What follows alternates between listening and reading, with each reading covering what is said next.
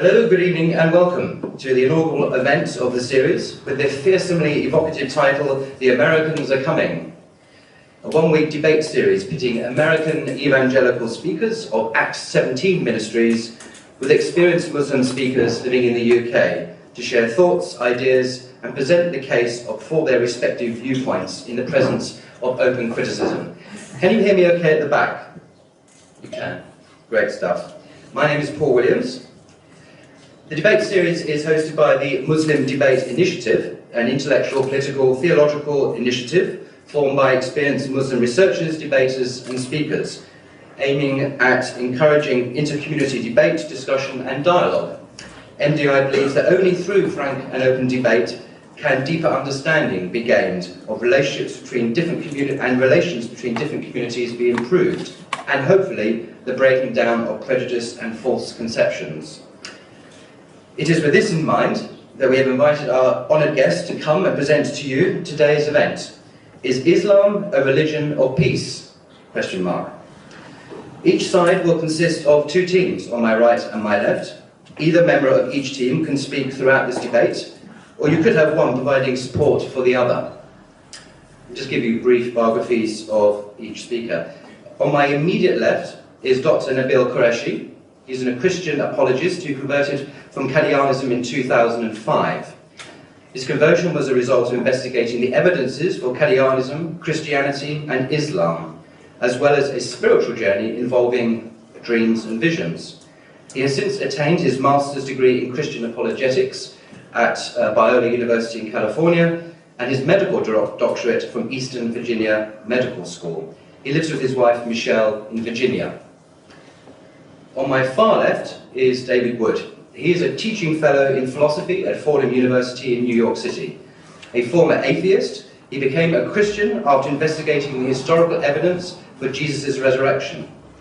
He is co-director of Acts 17 Apologetics Ministries, has been involved in more than 24 public debates with Muslims and atheists, and is a member of the Society of Christian Philosophers. David lives in the Bronx, New York, with his wife Marie and his sons Lucian, Blaze and Reed. Abdullah, on my immediate right, is a former Christian who embraced Islam at a young age, I'm not quite sure how young, it doesn't say, and has studied Islam in 14, he says, and has studied Islam in depth since he was 18.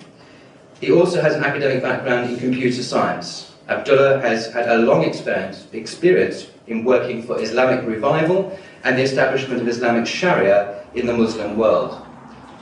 His activities involve speaking at community centres, universities, colleges, and appearances on various TV programmes. He has experience in debates with atheists, secularists, and Christians, and has been involved in public and radio debates with atheists and Christians.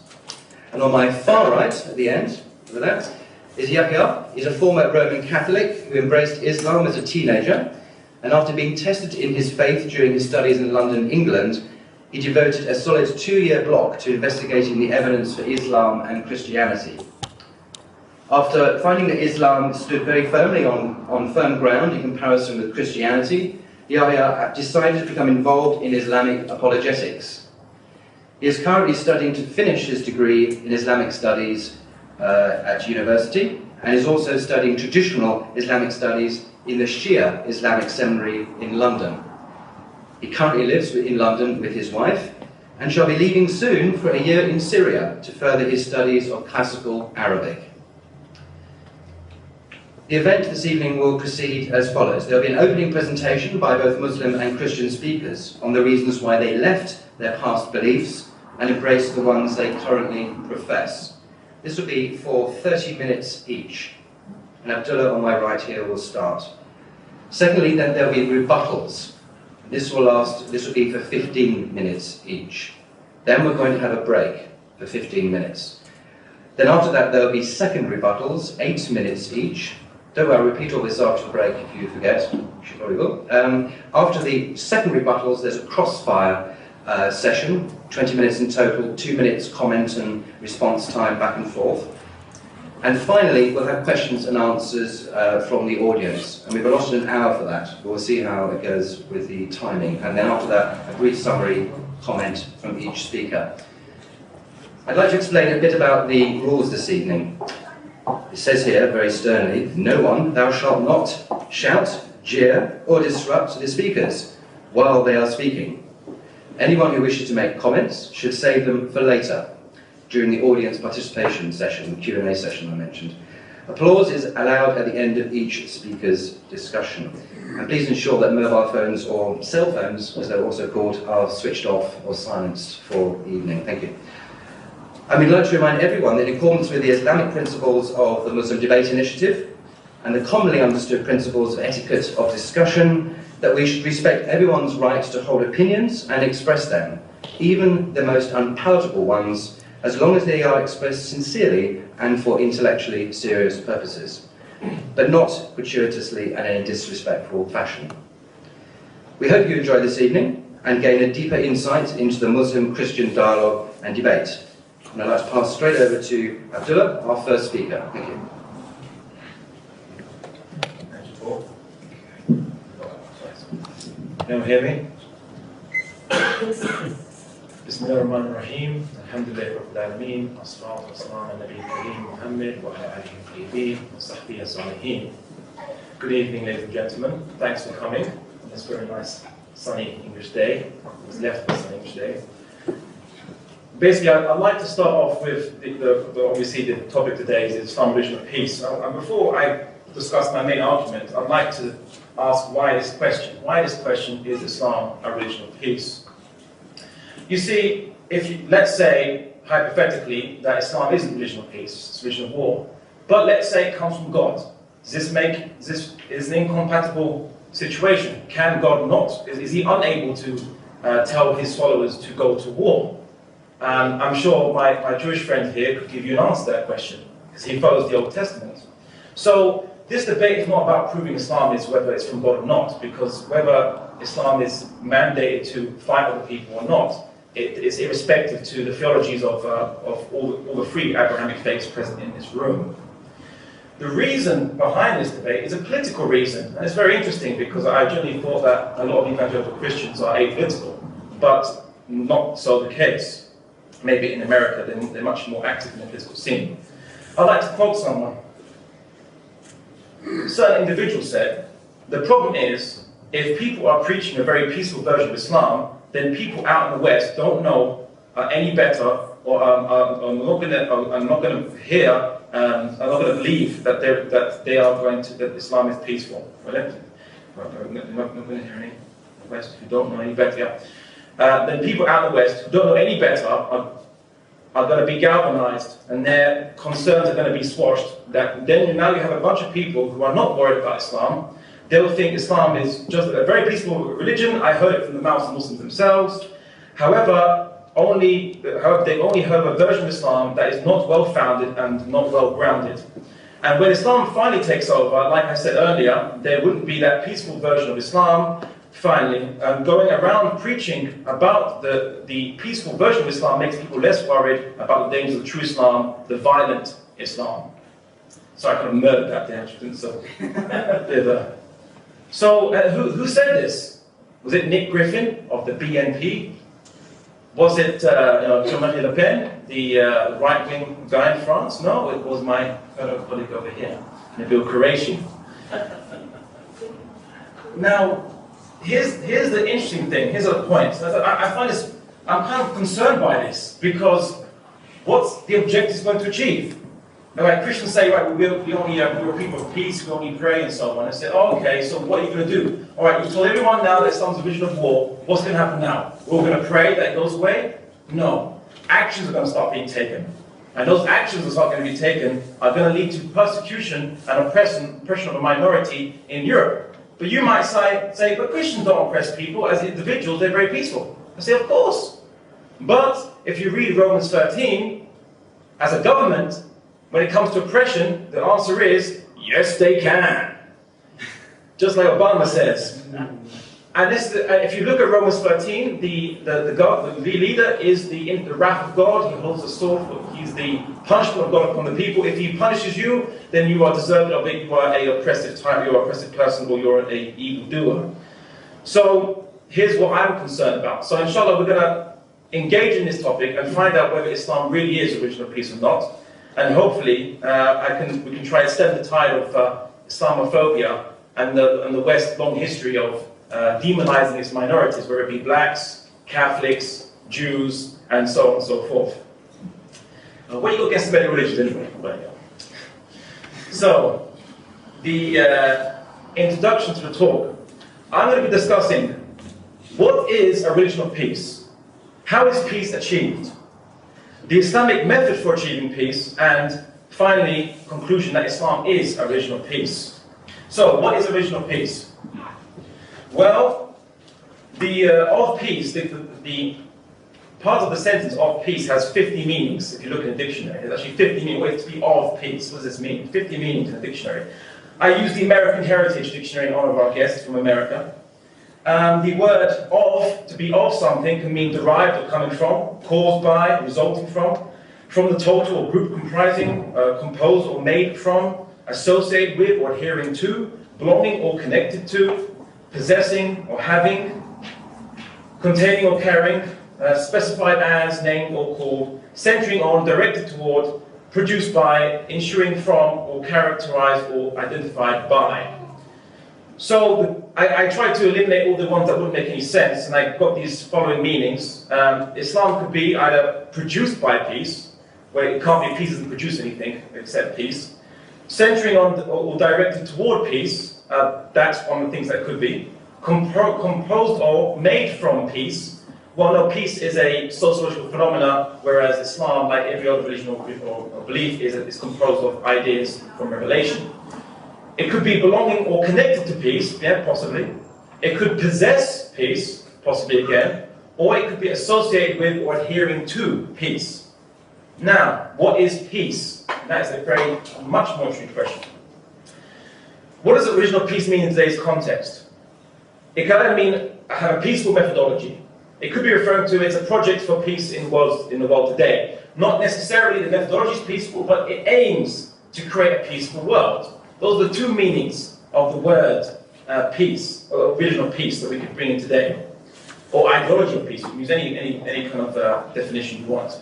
So what does peace mean? The absence of war or other hostilities. Fine, that's a good point. But it could be an agreement or treaty to end hostilities. It could be freedom from quarrels and disagreement, harmonious relations, so to speak. It could be public security and order, and it could be inner contentment and serenity.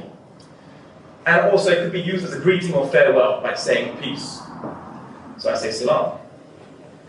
Now, what's the biblical meaning of the word peace? Maybe that's, let's go to the Old Testament, because I think Muslims and Christians, we have a common reference point in the Old Testament. So maybe what's the Old Testament definition of peace?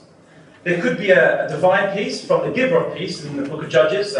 It says, then Gideon perceived that he was the angel of the Lord, and Gideon said, alas, O Lord God, for now I have seen the angel of the Lord face to face. But the Lord God said to him, peace be to you, do not fear, you shall not die. Then Gideon built an altar there to the Lord, and called it the Lord is peace. To this day it stands at Ophrah, which belongs to the Abiezrites. Pronounce that.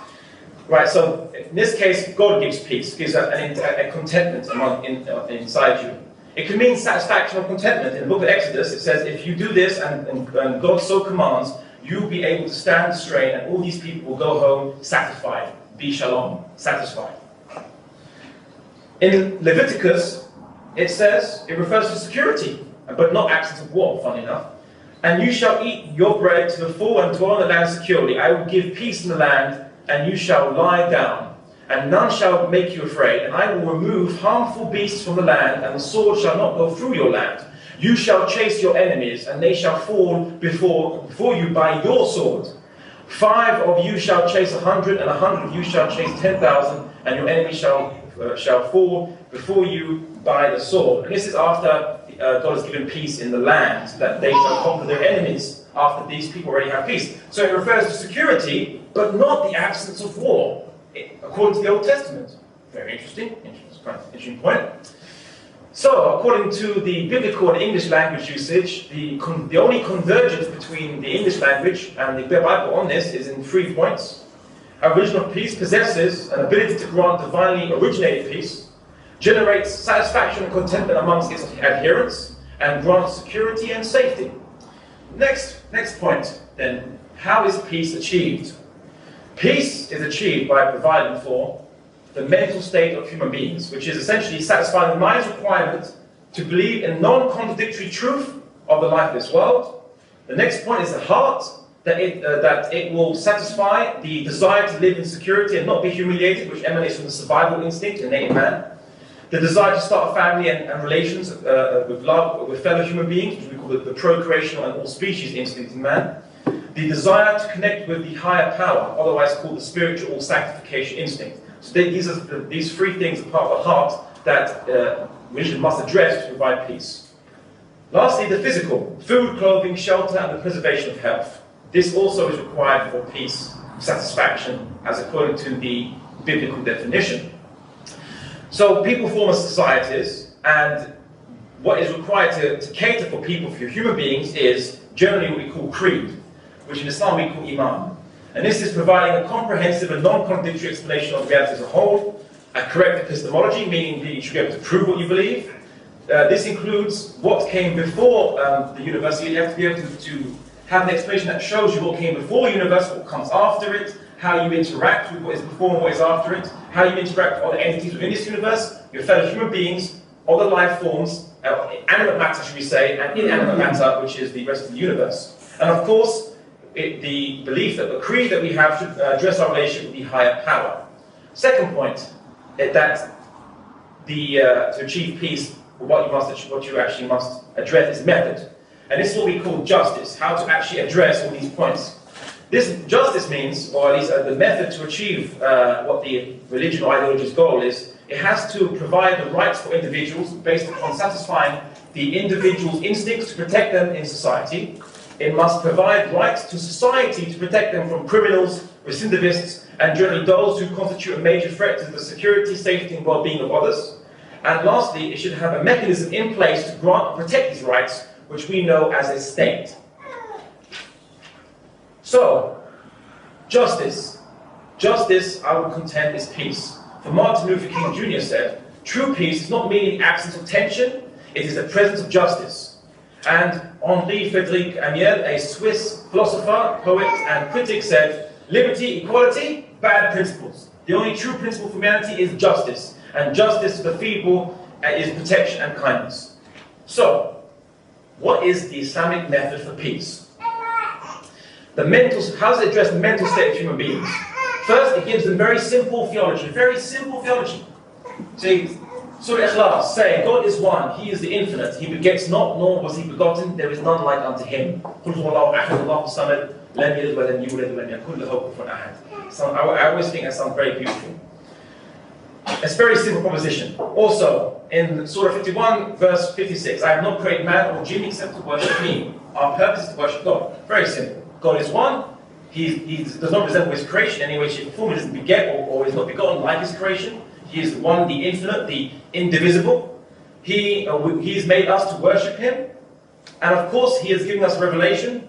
If you are in doubt of what we have revealed to our messenger, then produce one chapter like it, call upon all your helpers besides Allah, if you are truthful, in Surah 2, verse 23. So God is giving us an epistemology of how we know the truth by saying the Quran is a literary miracle which is given to the Arabs, who are people of literature, people of poetry, and is unsurpassed. The Arab grammarian, interestingly, Hamilton Glib, wrote, as a literary monument, the Quran thus stands by itself, a production unique to Arabic literature, having neither forerunners nor successors in its own idiom. Muslims of all ages are united in proclaiming the inimitability not only of its content but of its style, and enforcing the high Arabic idiom into the expression of new ranges of thought. The Quran develops a bold and strikingly effective rhetorical prose in which all resources of syntactical modulation are exploited with great freedom and originality. Also, Foster Fitzgerald Arbuthnot, a British Orientalist and translator, said, and that though several attempts have been made to produce a work equal to it, as far as eloquent writing is concerned, none yet has succeeded. So as Muslims, we have a firm basis by which we believe that we have an epistemology of what is the truth. We know what is the truth. But so it brings contentment to our mind, that hence we are at peace, because we don't have to believe in blind faith or anything or contradictory doctrines. To the heart, The desire to live in security, not be humiliated. God tells in the Quran, we have indeed honored the children of Adam and provided for them means of transportation on land and sea, and given them wholesome food and exalted them above the greater part of our creation. Man is honored by God. O you who believe, let not men among you laugh at each other.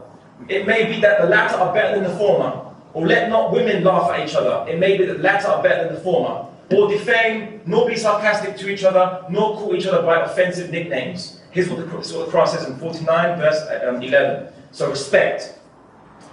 The desire to start a family and start relations, as we know, that Islam talks about giving of charity. It says, give charity to each other so that love may be formed between people. It says that getting married is complete, is half your faith.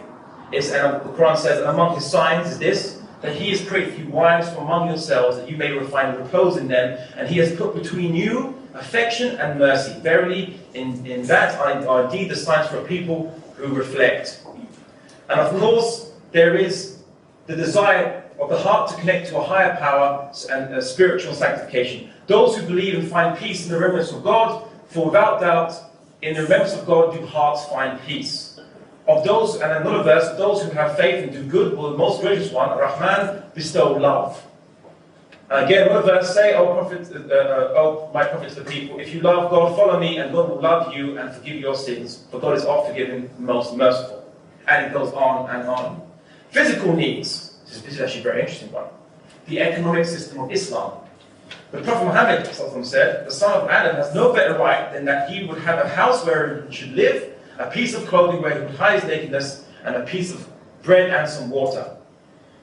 As Asner said, a member of the Democratic Socialist America and Racism Watch, there are genuinely sufficient resources in this world to ensure that no one, nowhere, at no time should go hungry. The zakat was prescribed by Islam. It said the zakat are only for the poor and for the needy and for those employed to collect the funds and for bringing hearts together and for freeing captives or slaves and for those in debt and for the cause of God and for the stranded traveller, an obligation imposed by God, and God is knowing and wise. The zakat, the redistribution of wealth in society. Also, interest is prohibited, and as we know in the Old Testament, interest is prohibited. Maybe we could avoid a credit crunch if interest didn't exist. As we know, the Christians abolished the law, the Catholics abolished the law of interest, and now look what's happened. The Protestants started with interest in Europe, and now look what's led them, boom and bust. And it's all down to the system which you employ, unfortunately, and it's not Jesus' system. The Prophet Muhammad also said, take notice of war from Allah, so the Quran says, take notice of war from Allah and His Messenger, regarding to those people who take interest, and deal not unjustly, and you shall not be dealt with unjustly. And so it talks about the prohibition of interest. And the Prophet Muhammad declared war on it because it causes an inequality in society. Islam rejects monopoly. Islam talks about the fact that it's not based on the capitalist model whereby there's meant to be infinite human needs and limited resources. And the economic problem is to maximize production as much as possible, and hopefully it will trickle down to the poor people. It doesn't happen like that. The Islamic system is completely different. It is not like communism, it's not like capitalism, it's in the middle. It acknowledges that human needs are limited through clothing, shelter, like the Prophet Muhammad said. It guarantees this, and then in luxuries, it is laissez-faire. We can go into that further. That's a long talk in itself. Also, regarding the method which is justice, and how Islam deals with providing rights for individuals and providing rights for society. Now you might balk at the fact that Islam says women must be covered up, they must be modest. And so obviously, Jesus' mother was modest, and in the Old Testament the women were commanded to be modest. Even Paul commands Christians to be modest and dressed in a modest way. I wonder what Paul would say if you saw some Christians here today. No offense, I'm just giving the truth here. Daniel Bell, lecturer in political science at the University of Singapore, said, liberalism, it is claimed, contributes to, or at least does not sufficiently take into account, of the negative social and psychological effects related to the atomistic tendencies of modern liberal societies. There is undoubtedly a worrying trend in contemporary societies towards a callous individualism that ignores community and social obligations, and the liberal theory does not seem up to the task of dealing with this problem. Islam deals with this problem. The Prophet Muhammad said that people are like, the situation of people are like people on a boat, on two decks. You have some on the bottom deck and some on the top deck. And when the bottom deck want to get some water, they have to ask the top deck to deliver them some water from over the side. If the people in the bottom deck said, you know what, let's not trouble those at the top, let's make a hole in our partnership to get water directly for ourselves. If the people at top allow them to, they would all be ruined and they would be destroyed. But if the people at the top prevented them from doing so, they would all be saved. So Islam views that human beings have individual rights and responsibilities, and society has rights and responsibilities, and you have rights to society, and society has rights to you. Something that is in this individualistic society is lacking, unfortunately. Also, in terms of the state, we know that Islam has a state system. It is implemented by a state system. It is not just a theology. Now, all the points I said about the heart, Islam bringing peace to the heart, this is common to a lot of theologies. And you're probably no stranger to some of the prescriptions that Islam gives. But the difference is, Islam has a method to achieve a society based on justice and righteousness. Not just, well, individuals, you guys just be good, and hopefully the society will be good. It doesn't happen like that. It's like going down to, it's like abolishing the highway code and hoping that out of good grace, everyone doesn't crash into each other and they all drive properly. It doesn't work. They have to have a highway code. There have to be regulations. It is the wisdom by which God gave us the law in the first place. The companion Umayyad bin al-Ansari, this is the answer, this is a very interesting point. He said, he's a companion of the Prophet Muhammad. He said, "O people, Islam is a mighty fortress and sturdy gate. The fortune of Islam is justice and its gate is truth. If you destroy the fortress and demolish the gate, you undermine the defenses of this religion. Islam will remain strong as long as the Sultan or central authority is strong. The strength of the Sultan neither comes from flogging the whip nor killing with the sword, but ruling with justice and holding fast to the truth." This is the basis. And of course, the verses on justice in the Quran are numerous. God commands justice and fair dealing. I'm not going to quote them, time's running out. "O you who believe, for be upright for God and bear witnesses be bearers of witness with justice. O you who believe, be upholders of justice, bearing witness for God alone, even against yourselves." Even as Muslims, even against ourselves. "All your parents and relatives, whether you are rich or poor, God is well able to look after them. Do not follow your own desires and deviate from the truth. If you follow, turn away, God is aware of what you do. O you who believe, be steadfast, witnesses to God in justice, and let not hatred of others make you depart from doing justice. For doing justice is nearer to righteousness." Now, the question is, why does there exist punishments? It's not, oh, why is there punishments? It's horrible. Why are there punishments? This is oppressive. Really? Why are there punishments in Britain? Why are there punishments in America? The death penalty where he comes from is in America. Is that not an oppressive regime? Would you want to abolish this? Well, again, Romans 13, would say otherwise. But, as Blaise Pascal said, philosopher said, "Justice without force is powerless, and force without justice is tyrannical." So the Quran says, "And there is the saving of life for you in the law of equality of punishment. O men of understanding, that you may become pious. There is the saving of life by executing the murderers and the rapists. We prevent them from killing and raping other people." Heck, even Paul said that the reason there is a law is for the unrighteous, to basically execute the unrighteous, to persecute the unrighteous in society. Again, the issue of submission to authority in Romans 13. It's very, I just want to juxtapose this. Everyone must submit himself to the governing authorities, for there is no authority except that which God has established. The authorities that exist have been established by God, consequently he who rebels against the authorities rebelling against God, what God has instituted. And those who do so will bring judgment upon themselves, for rulers hold no terror for those who do right, but for those who do wrong. Do you want to be free from fear upon an authority? Then do what is right, and he will commend you, for he is God's servant to you to do good. But if you do wrong, be afraid, for he does not bear the sword for nothing. He is God's servant, an angel of wrath, to bring punishment on the wrongdoer. Therefore, it is necessary to submit yourself to authorities, not only because of the possible punishment, or also because of a conscience. This is also why you must pay taxes, for God's authorities are God's servants, and so on and so forth. He continues. Now, to the contentious issue, which everyone likes to mention, jihad. Dun, dun, dun. Should be like some lightning whenever you said jihad. Sorry. Right. The jihad is about establishing justice and preventing injustice. Simply, very simply. There is defensive jihad.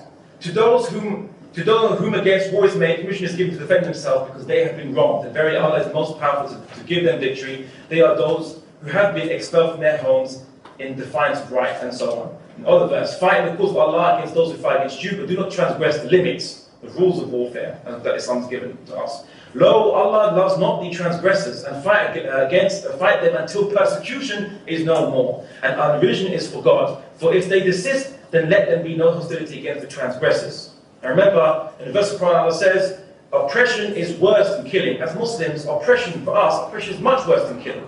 Because what leads to wars, what leads to resistance and fighting around the world, and people trying to fight for their rights, is because they are oppressed. And even people will fight and die because they are oppressed. So oppression is worse than killing. So for us, we fight against oppression. Now here is the contentious issue, the offensive jihad. And what is the matter with you that you fight not in the cause of Allah for the oppressed among men, women and children who say, our Lord, take us out of this city of oppressive people and appoint for us yourself a protector and appoint for us from someone from yourself who is a helper, and fight them until persecution is no more and religion is God, and so on again. And if they seek peace, then you seek peace and trust in God, and He is the one who hears and knows all things. And another verse. 5 minutes. Thank you.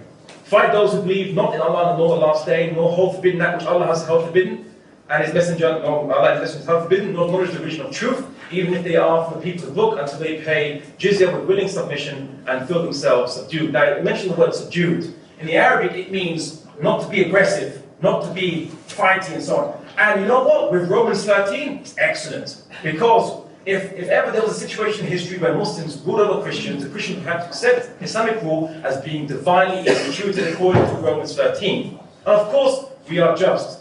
The Muslims have been just. And again, I've got evidence to prove that, perhaps not in this segment, but in the next segment.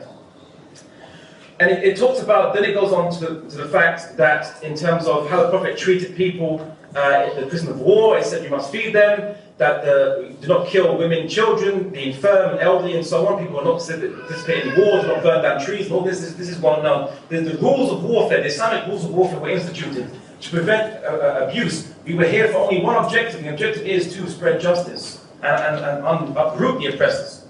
Because we believe not in just conquering, getting wealth and so on. It's about being responsible. It's about being responsible for mankind. Martin Luther King said, Martin Luther King Jr. said, injustice anywhere is a threat to justice everywhere. We are caught in an inescapable network of mutuality, tied to in a single garment of destiny. Whatever affects one directly affects all indirectly. Now, does possessing the methodology of warfare in one of your many audiences, does it make you a religion of war and not peace? What does Thomas Aquinas say in his Summa Theologica? Those who wage war justly aim at peace, and so they are not opposed to peace, except to evil peace, which our Lord came not to send upon the earth, referring to Matthew 10:34. This is Thomas Aquinas. Augustine, in his Epistle to Boniface, peace should be the object of your desire. War should be waged only as a necessity, and waged only that God may by it deliver men from necessity and preserve them in peace. For peace is not sought in order to the kindling of war, but war is waged in order that peace may be obtained. Therefore, even in waging war, cherish the spirit of the peacemaker, that by conquering those you attack, you may lead them to the advantages of peace. For our Lord says, blessed are the peacemakers, for they shall be called the children of God. He's quoting us. If, however, peace among men be so sweet as procuring temporal safety, how much more is that peace with God that procures for men with the eternal felicity of the angels? Let necessity, therefore, and not your will, slay the enemy that fights you. And again, Paulo Freire says, washing one hands of the conflict between the powerful and the powerless means to side with the powerful and not be neutral. So, the issue is that if the Nazis exist, if you didn't fight against the Nazis, then they would oppress and they would massacre the Jews. My friend over here would not exist if people didn't fight against the oppressors and the people who were causing tyranny around the earth. And because in the situation where Islam came about, what governments were around it? You had oppressive feudalistic regimes, tyrannical regimes. If people say, oh, Islam was doing its jihad to convert people by the sword, was there any conversions? Was there forced conversions anywhere? I've got evidence. If the guy wants to bring it up, I'll bring up the evidences, and we'll see if there was really forced conversions. Why is there jizya? Why would they ask for a simple tax if the objective of Islam was to force convert people? People say, oh, they charge a tax. The Muslims charge tax, very bad. Oh, really? Tax? Yes. What kind of evil regime would charge tax? Damn it. Right? the people of Dhimma, the word are the non-Muslims, and the Dhimma means those under contract. It comes from the original root meaning those who are sanctified or protected. They're under contract. If you have a problem with being called that term, then Rousseau called everyone here. We are all under contract. We are contractual citizens of the state. And that's what it was. Muslims don't expect you as non-Muslims, those in the audience, to fight for us or operate in our society. But interestingly enough, there was a tribe which fought and they weren't charged jizya. So I will jump to, is Islam a religion of peace? As Bernard the Wise, the pilgrim monk who visited Egypt and Palestine said during the reign of Caliph al-Mu'taz, he said, the Christians and the pagans, friends of Muslims, have this kind of peace between them that if I was going on a journey and on the way, the camel or donkey which bore my luggage were to die and I was to abandon all my goods by any guardian and go to the city for another pack animal, when I came back I would find all my property uninjured there. Such is the peace there. And this is the peace that Islam will bring. Thank you.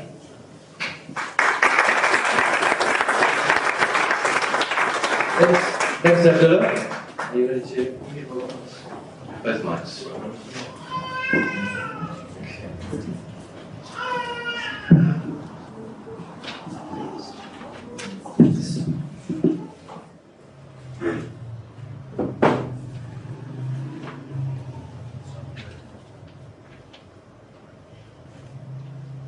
Good evening, everyone. Thank you for coming out to this debate. It's a very interesting topic, and I'd like to thank Abdullah and Yahya for the opening presentation, for attempting to show us that Islam is a religion of peace. We think that especially for presenting their view in a forum such as this, it's rare that we get to interact with these views. A lot of times people will bring up their views, but there's never really an opportunity to challenge them. I'd just like to say here at the beginning that I really like Abdullah's version of Islam. If he writes his own tafsir, I will help you spread that tafsir. He comes out with his own footnotes to the Quran. I will help you spread that Quran. In the meantime, we are stuck with very different commentaries. Ibn Abbas, Ibn Kathir, we're stuck with different translations of the Quran. So I think we arrive at some different conclusions. But there are some points of formal agreement between us, some points where we agree with things that he has said. He said that modest dress is good. We have no objections to that. We agree completely, and that is something common to Islam and Christianity. He says whether Islam is violent or not is separate from whether it's true or not.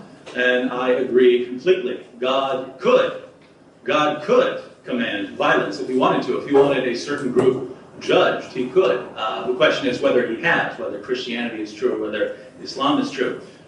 So if Islam is true, I'll just say, if Islam is true, I believe that some violence is required. He said that punishments aren't necessarily bad. I agree completely. I agree that we have prisons in the UK and in the United States to keep certain criminals separate from the rest of society. So we agree with all of these things, but it's on some of the other issues that we're going to have some disagreements about. Well, you see, I kind of agreed with Abdullah when I was still a Muslim. I believed that Islam was very peaceful. That's the version of Islam I had been taught. That jihad was a jihad of the spirit and of the pen, not of the sword. That people were to live peacefully. Muhammad wouldn't hurt anyone unless they first declared war on Islam. That's what I believed. But as David said, I actually started reading the tafsir, I started reading the ahadith, and I realized that the history of Islam was entirely different. So then I started asking these questions, and recently, even as a Christian now, I ask these questions. I continually ask these questions. I went to a festival in Dearborn, Michigan a few weeks ago, and I asked the question there. Ironically enough, I was met with violence. And then a week later, I asked the same question at ISNA, the Islamic Society of North America's National Convention.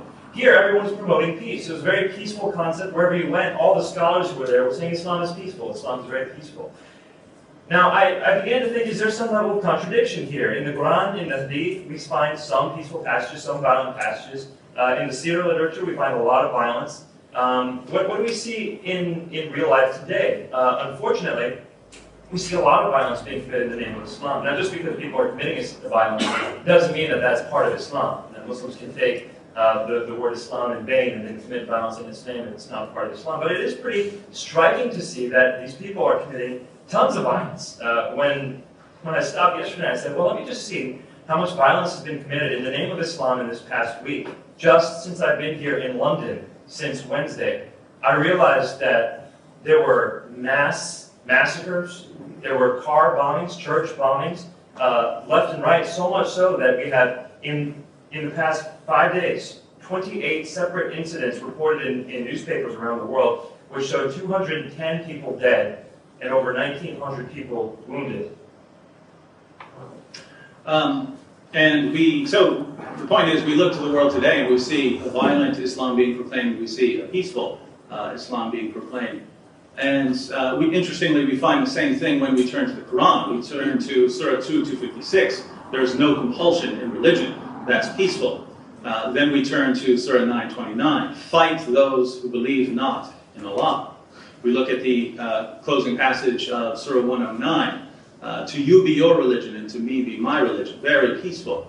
Then we turn to Surah 9:5. When the sacred months are over, slay the infidels wherever you find them. So we find the peaceful and violent passages going all the way back to the beginning of Islam. The question is, how do we reconcile these? Are these simply contradictions, or is there a way to decide whether Muslims are called today to be peaceful or to be violent? That's the question before us.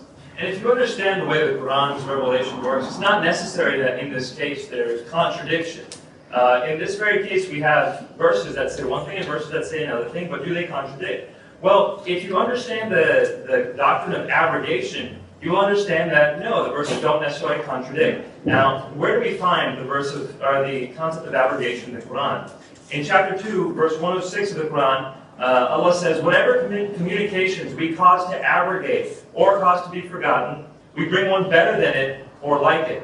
In other words, we have some communications, we can cause them to be forgotten and bring ones better than it or like it. The tafsir says, Tafsir al-Jalalain says, that this verse was revealed when the disbelievers began to deride the matter of abrogation, saying that one day Muhammad enjoins his companions to one thing, and the next day he forbids it. So people are making fun of Muhammad, saying, you said one thing the other day, and now you're saying something else. Then chapter 2, verse 106 comes. We see a Wahidi saying, Muhammad is mocking his companions. One day he commands them to do something, and the next day he forbids them from doing it. Or brings instead something which is easier. He is nothing but a calumniator who says things of his own invention. In response to this claim that Wahidi reports, chapter 16, verse 101 states, and when we change one communication for another communication, Allah knows best what He reveals. They say, you are only a forger. Nay, most of them do not know. So in these two sections of the Quran, we have statements which clearly state, hey, at one point we said one thing, now we can say something else. If only you had the understanding of Allah, you would know that it is a good thing. So these are the ways we can solve the issue. First, since Muhammad is the best interpreter of the Quran, we can see what role violence played in Muhammad's life. If he interprets the Quran the best through his life, let's see what role violence played in his life. Second, we can examine the Quran and Hadith to see if they clearly tell us what to do in cases of peace and violence. All right, so let's begin by taking a look at the life of Muhammad and seeing what we can gather about violence in Islam. Muhammad believed that he was called to be a prophet around the year 610. For a while, he didn't preach openly, he preached in private. But after a while, he did begin preaching openly. He started telling the pagan tribes that their religion was false and that they were going to go to hell if they didn't believe in Allah. And eventually, the pagans started persecuting the Muslims. Now, almost every Muslim I run into looks at this period of history and says, how dare these people persecute Muhammad? How intolerant of these people. I'd like to review a few facts here. One, the Meccans were fine with Muhammad preaching Islam at the beginning, as long as he wasn't condemning everyone else's gods. It was very pluralistic. Muslims and pagans, they were fine until Muhammad started openly saying that their religion was false. So the source of the conflict here at the beginning was Muhammad criticizing the religion of others. Other than that, they would have been fine. Two, the first blood that was shed between the two groups was shed by a Muslim. Muslims and pagans got into a fight, and a Muslim named Sa'd picked up the jawbone of a camel and hit someone with it, and this was the first blood shed in the conflict between the Meccans and the Muslims.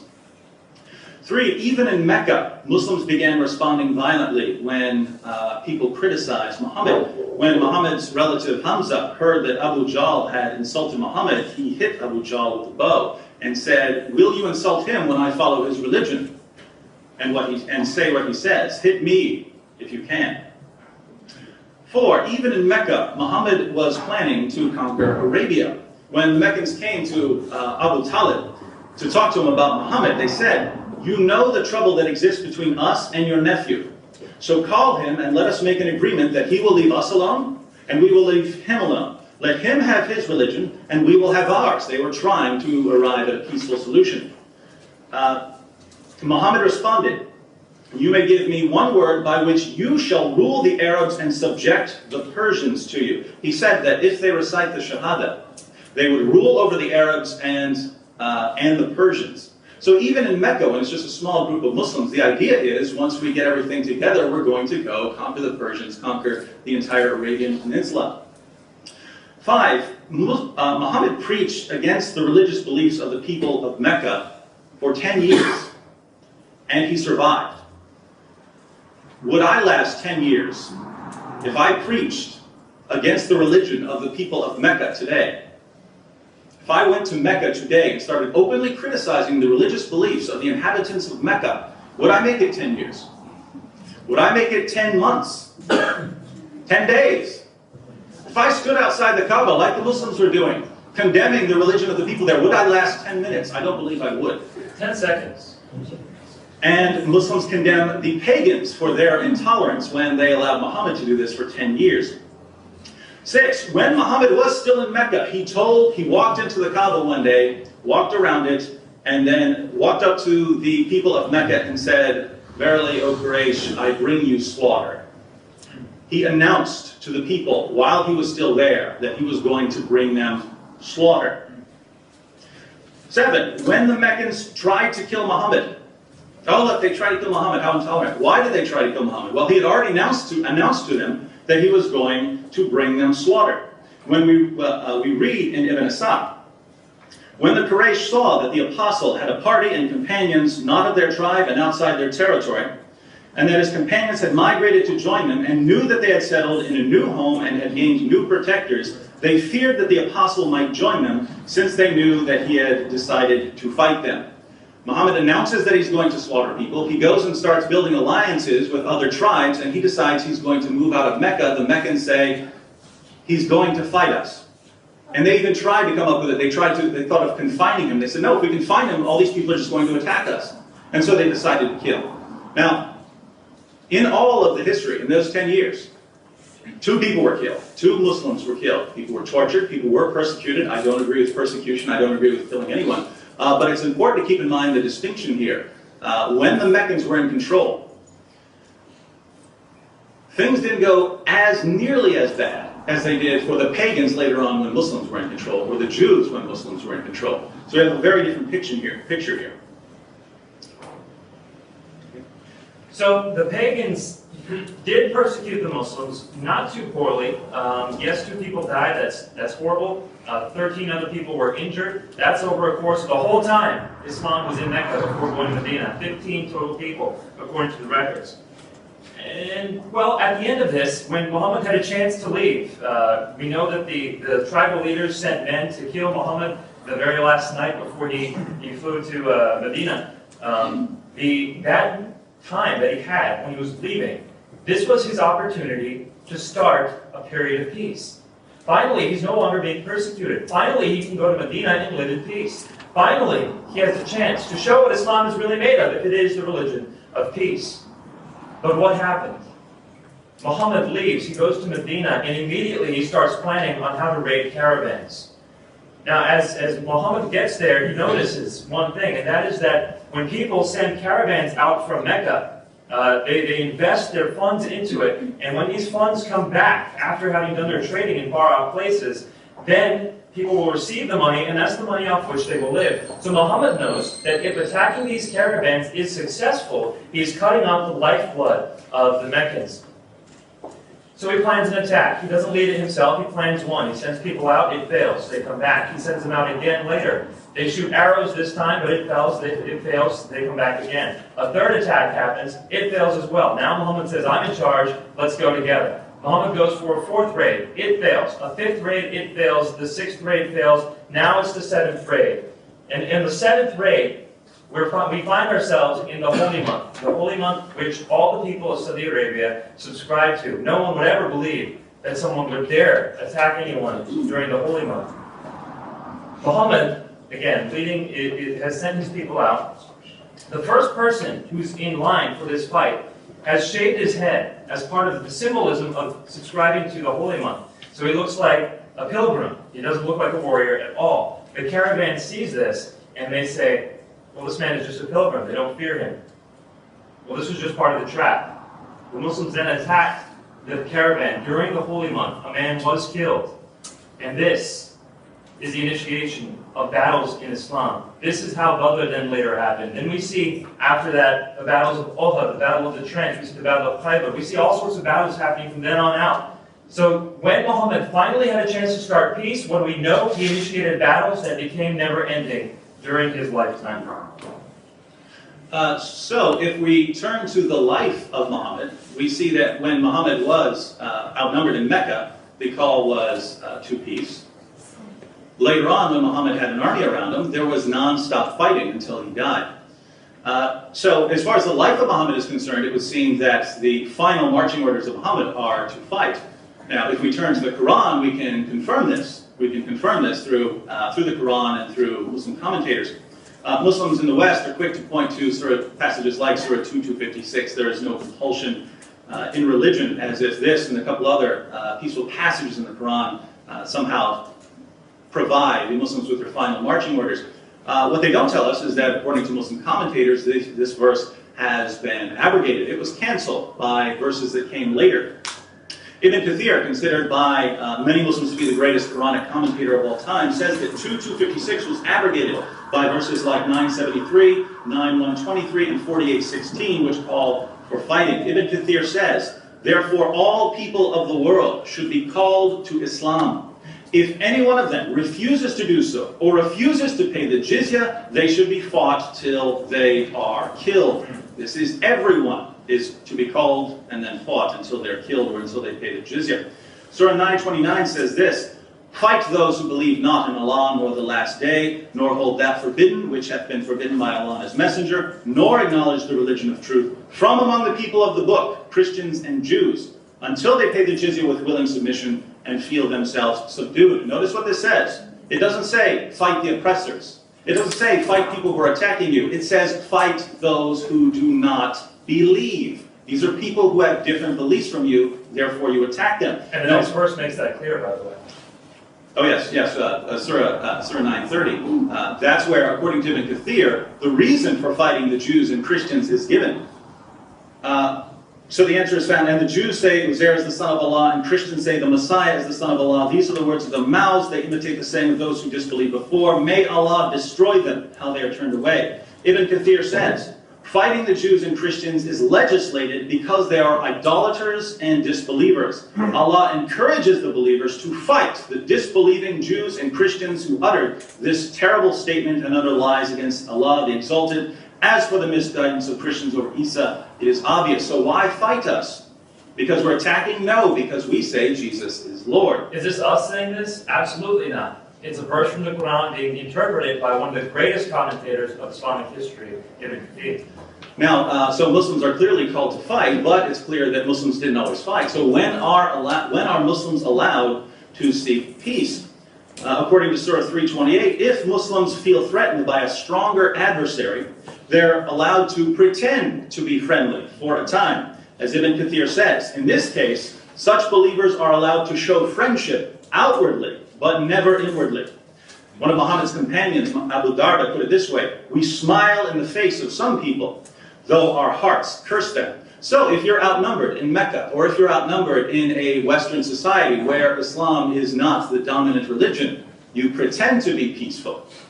But what if Muslims are in a position of power? Well, then the ruling changes. We read in Surah 47:35, "Be not weary and faint-hearted, crying for peace when you should be uppermost." According to Ibn Kathir again, this means that Muslims shouldn't compromise, seek peace, or end fighting with non-Muslims when Muslims are in a position of power.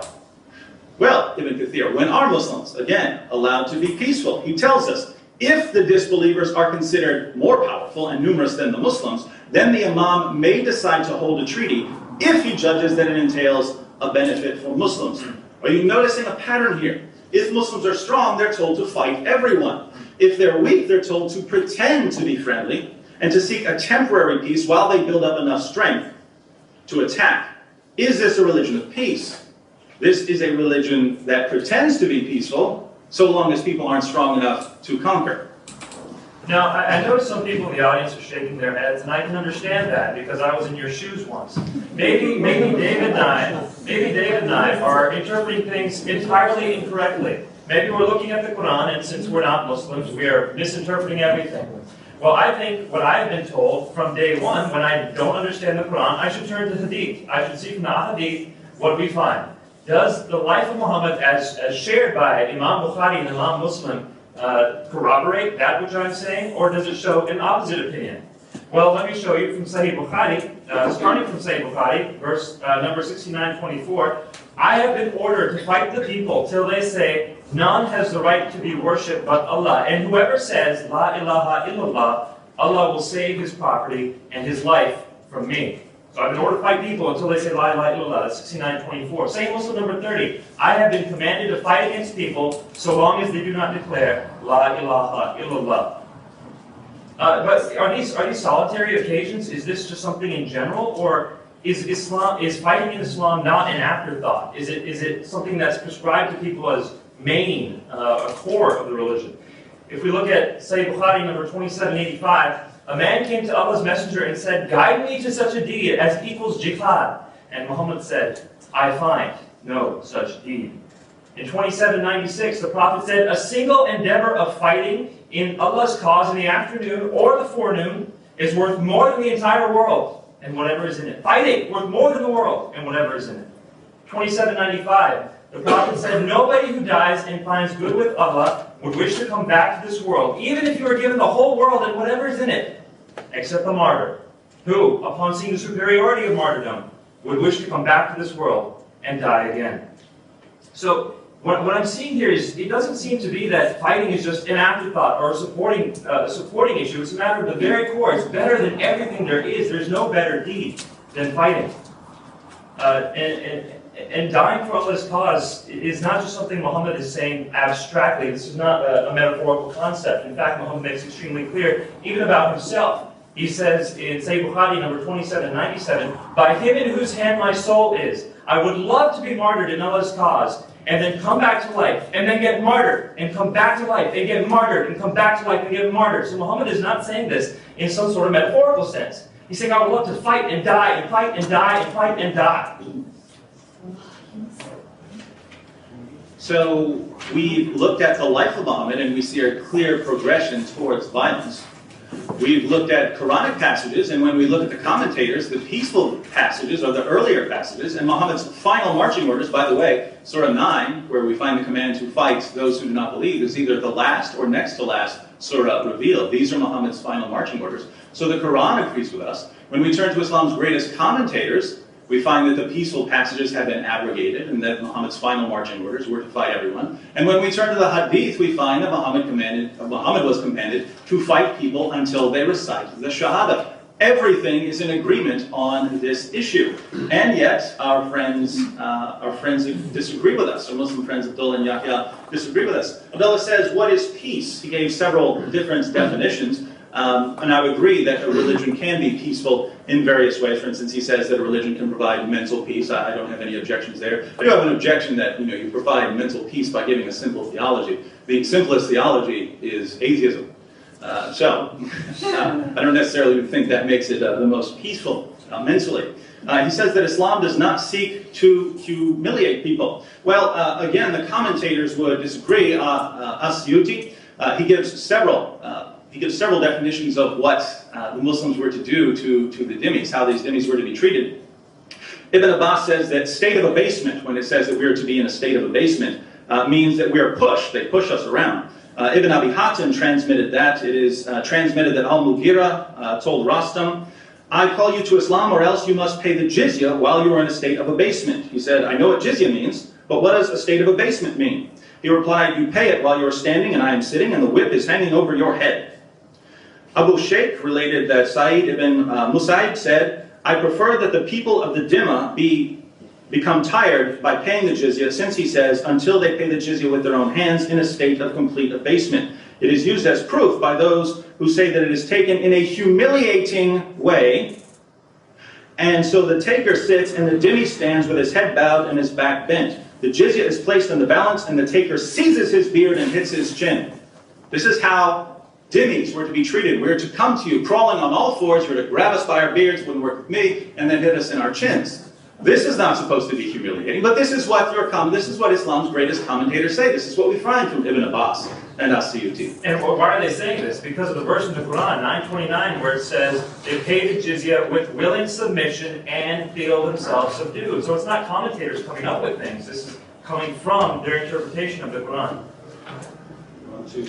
No, I have some responses. Abdullah also mentioned a quotation from me from while I was in ISNA. That was a week ago, and I posted a comment based on what I was seeing and the problems of preaching a peaceful Islam in light of the fact that all of the early history says something different. As part of that quotation, as part of that response, I believe it was part of the response, I could be wrong, he quotes a verse where he says, oppression is worse than slaughter. That is a verse from the Quran, chapter 2, verse 217. Let me give you the whole verse. He didn't quote the whole verse. The whole verse says, they asked thee concerning fighting in the prohibited month, i.e., they're asking you about fighting during the sacred month. Say, fighting therein is a grave offense, but graver is it in the sight of Allah to prevent access to the path of Allah, to deny Him, to prevent access to the sacred mosque, and drive out its members. Tumult and oppression are worse than slaughter. So what was the context of that? The context was, it's okay for you to kill someone during the holy month.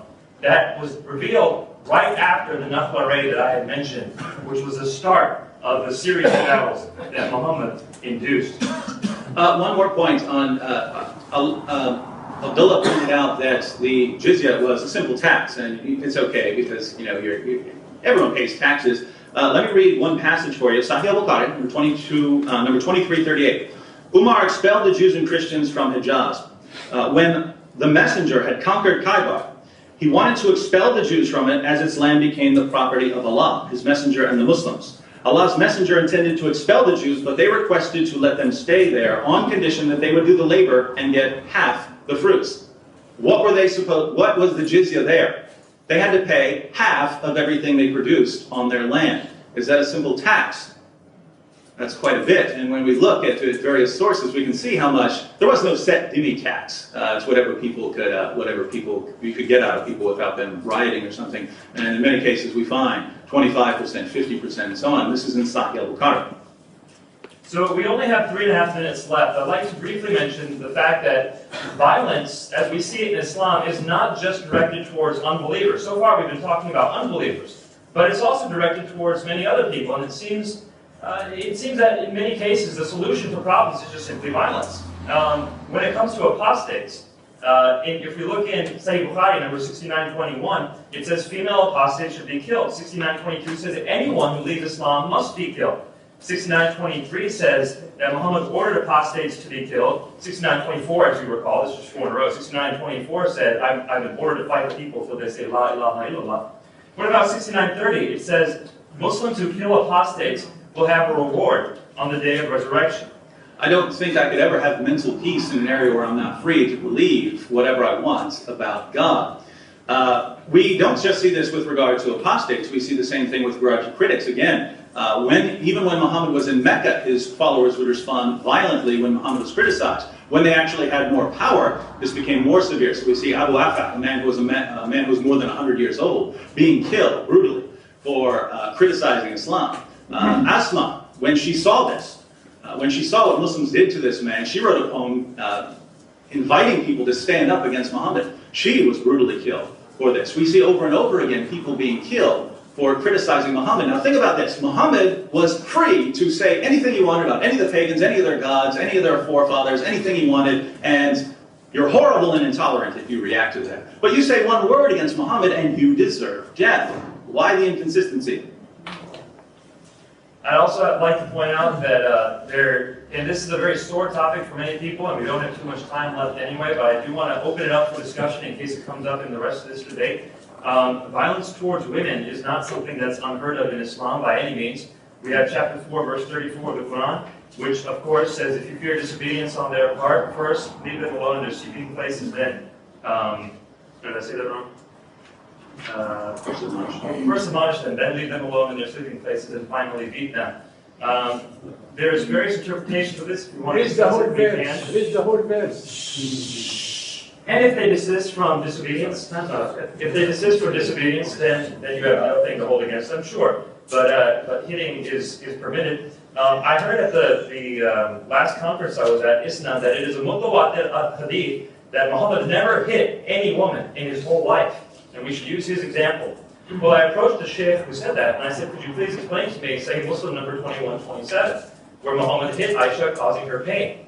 He looked at me and said, I did not know of such a hadith, which is there, Sahih Muslim 2127.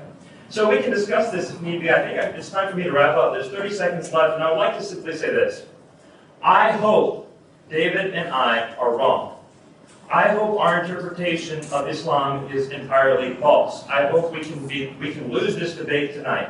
The fact of the matter is, we don't think so, and that's why we're here tonight. But if Abdullah and Yahya can show us that Islam is peaceful, we will be thankful, and that's hopefully what will happen. If not, though, I would like you all to reconsider what you think about Islam, whether it is actually the religion of peace.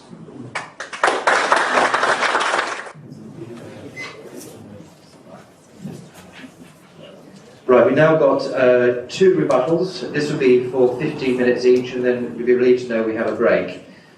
So firstly, people on my right, and then 15 minutes, and then after that, people on my left. Thank you. Well, obviously, when someone brings up in 30 minutes a whole bunch of points, there's not you need to take. It's easy to say, right? Let's say with the women are oppressed in Islam. That just takes a few seconds to explain it, and that's not the case. It takes minutes. So I'm going to answer as quickly as I can all those points as best I can. We're glad you like our Islam, but it's called classical Islam. You try investigating some time. Nabeel said that he came from this background, like from the same background as living jihad. As a Qadiani, you believe in jihad with a pen. In fact, that's one of the main differences between Islam and Qadianism. They don't believe in apparently conserve in the US literally at the same time. Yeah, well, no, that's Christian. Anyway, so the other point: how much violence did they commit in the name of Islam in the past week? How many people have Christians killed in the past week in Afghanistan, Pakistan, around Iraq, and so on? How many? And you might say they're not practicing Christians. Well, then allow us to retort with the same response. Right. When it comes to, they said that how Muslims we're not peaceful because look at these verses. They say that we go to attack and so on. I said, as individuals, we are peaceful. We can't. Much like the Christian theology. As individuals, you have to be peaceful. But if the ruler gives you marching orders, you have to go. Unlike Christianity, we can say no if the ruler says it's an unjust war. But Christian scholars are still divided this very day as to whether you have to still obey the ruler, even if he commands you to do injustice and to attack other countries and so on. And I can bring Augustine, Thomas Aquinas, Calvin, and Martin Luther to bear on this one. And unless they know nothing about Islam, those 4 guys, enough about Christianity rather, they know nothing about Christianity, then fine, but they seem to be quite good authorities in religion, so I've heard. Anyway, as for abrogation, Surah 9:29, where it says, fight those who disbelieve on the last day, nor hold what Allah has held forbidden. Interesting enough, they pass along that, nor hold forbidden what Allah has held forbidden. One of the conditions of peace between the Prophet Muhammad and the Najrani tribe was that they don't do interest, they don't use interest. They don't use interest banking, whatever, which is unoppressive. It's an unjust system. And it has been prohibited, interest is prohibited. And remember I said in another verse, Allah has declared war, and His Messenger has declared war on those people who do interest, who practice interest. For all our sake, because it's an unjust system. So those who do not hold what Allah has held forbidden. And if you read all the verses, if you read verses before that and other verses where it said those who rule by other than what God has revealed, they are the oppressors. You see? So it's all in context. Oppressors, it is oppression. If you rule with other than what God has revealed, capitalism, communism, it's oppressive systems. Communism is oppressive, and we call that other than what God has revealed. God, it's a problem with that. And Christianity, all the Christians that were practicing in those times, there was no Christian law. There is no Christian law today being applied anywhere. So again, you still fall short of following the own revelation God gave you. You have to implement it.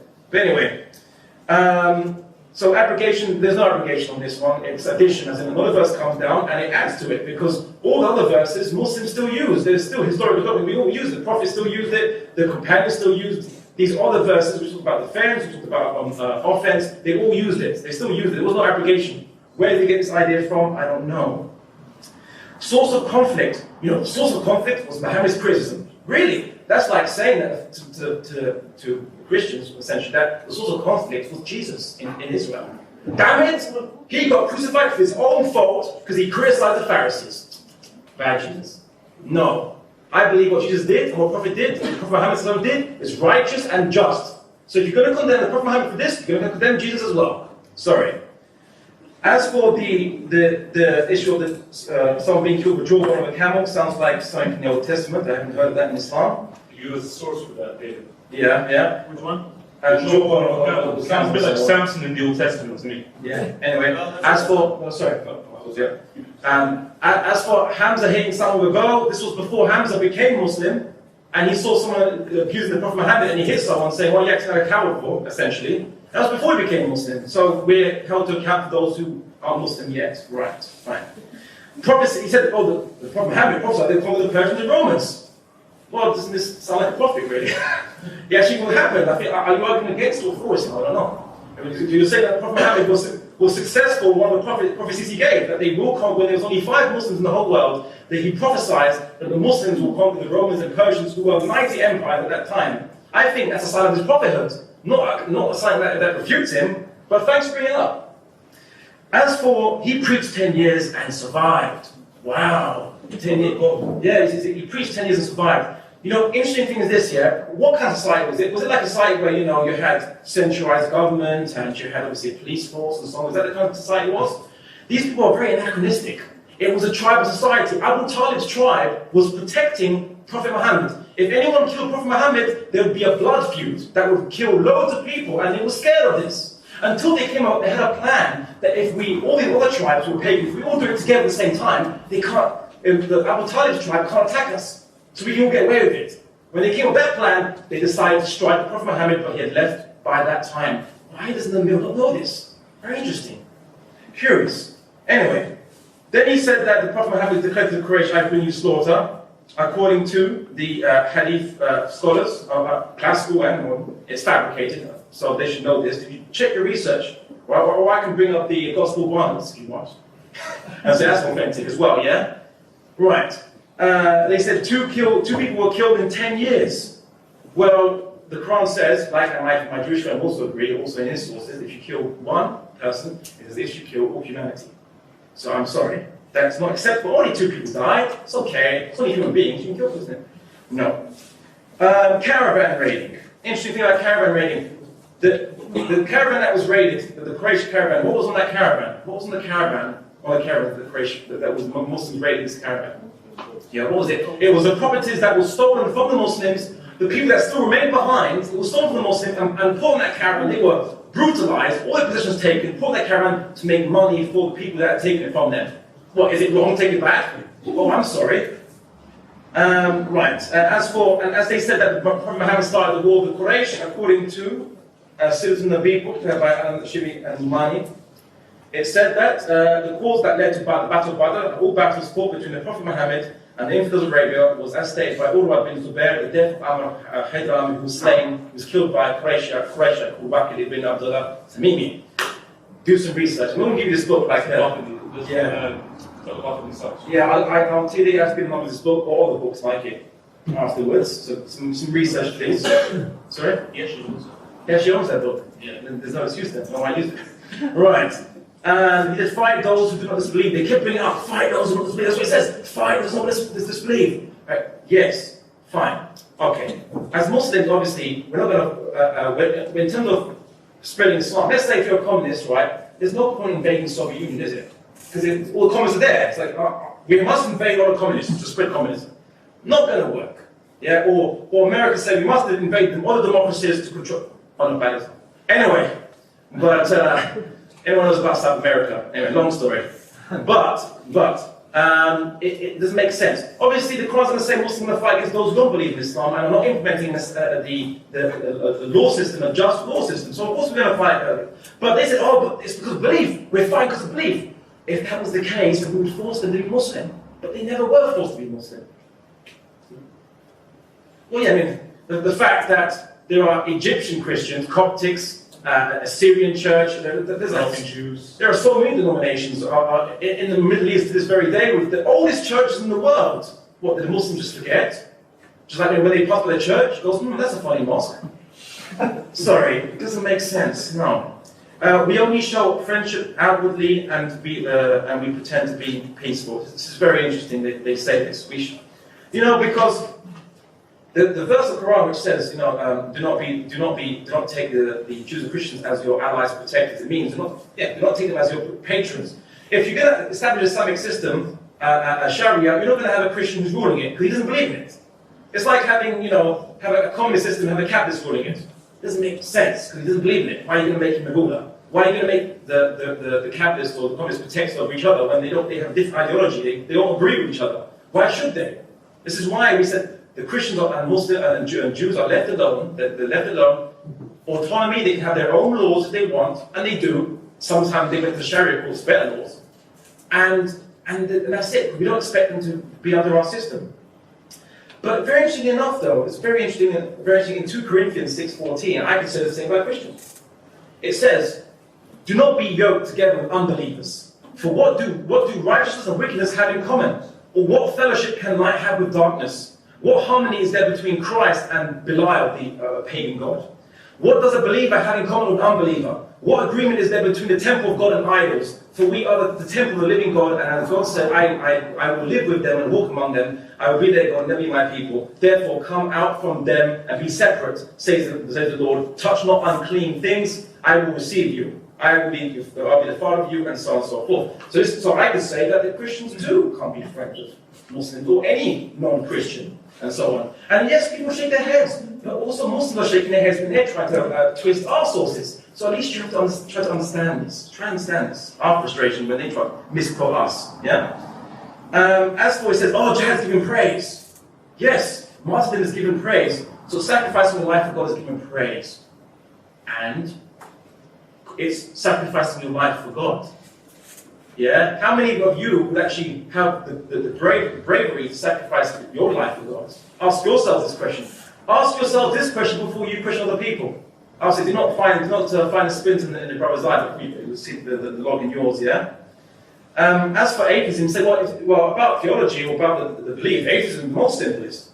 Yeah, but I also said it has to be consistent. An atheist is a contradiction because they can't answer which caused the finite, limited, and contingent universe which we live in. The universe has to be as a cause. And if they don't answer this question, so their theology or their lack of is inconsistent and irrational. That's my point. With Islam, belief in one God, He creates everything, He's indivisible, infinite.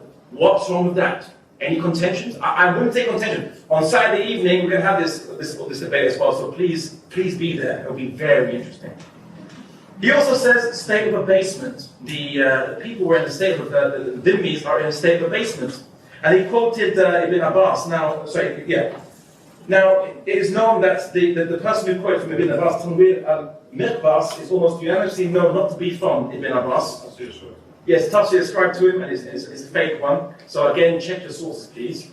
But let's say, what did the Prophet Muhammad, what did he really say, according to the hadiths from the Sahih Sitta, the 7 hadith books, the collection of hadith and so on? Prophet Muhammad said, whoever's harmed the dhimmi has harmed me. How much do we love the Prophet Muhammad? We will never tolerate a non-Muslim citizen of an Islamic state being harmed. Prophet Muhammad said, when he saw some dhimmis were being forced to pay jizya and they didn't have anything, he said, to the people doing it, stopped doing it. He said, do not torture the people, for whoever tortures them in this world, Allah will punish them, or they'll be punished by Allah on the day of judgment. The Prophet Muhammad also said, whoever oppresses a person under covenant, oppresses person, or oppresses him, or imposes on him something more than he can afford, or humiliates him, or takes anything from him without his consent, I will oppose him on the day of judgment. And as Al-Kharafi, the classical Muslim scholar, Maliki scholar said, and this is agreed by all schools, gentleness towards the weak, towards dealing with the dhimmis here, how we should act with them, we should be gentleness, show gentleness towards their weak, providing clothing for them and soft speech. This must be done with affection and mercy, not intimidation or degradation. Furthermore, tolerating the fact that they must be bothersome neighbors whom you could force to move, but you do not do so out of kindness towards them, not out of fear or financial reasons. Also, praying that they receive guidance and thus join the ranks of the Muslims, advising them in all the worldly and spiritual matters, protecting their reputation if they are exposed to slander, defending their property, family, rights, concerns, assisting them against oppression, and getting them their rights. These are all the obligations Muslims have to non-Muslim citizens. It's more than people do here. It's more than people do in this country. Bloody hell. Right.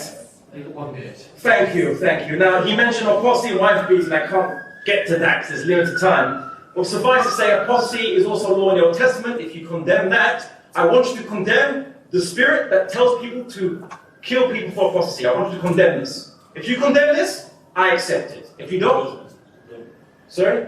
Yeah, I want you to condone it, in fact. Condone it, condone this thing, that this thing has come from God. Maybe not Islam, but at some point in your Testament, we know this. As for wife beating, the verse, the hadith does not say that Aisha was beaten by her husband. The dalabar implies a tap. It's not even dalabar, sorry. It's not even dalabar, it implies tap. The word that she used was, she was tapped. And it was, it means she was struck down. This is silly, please. This is silly, and please research the Arabic and the sources before you try to find any nitty-gritty thing you can, because some people are so desperate to attack Islam, they try to find anything. So please, check the sources, otherwise you're only going to humiliate yourself when you bring up a debate like this. Yeah, and please source everything you say about the Prophet Muhammad in future. I think I answered all their points as quickly as I can. I'm really sorry, people, that I can't deal with the rest of the stuff, but maybe my next segment will deal with it. Thank you.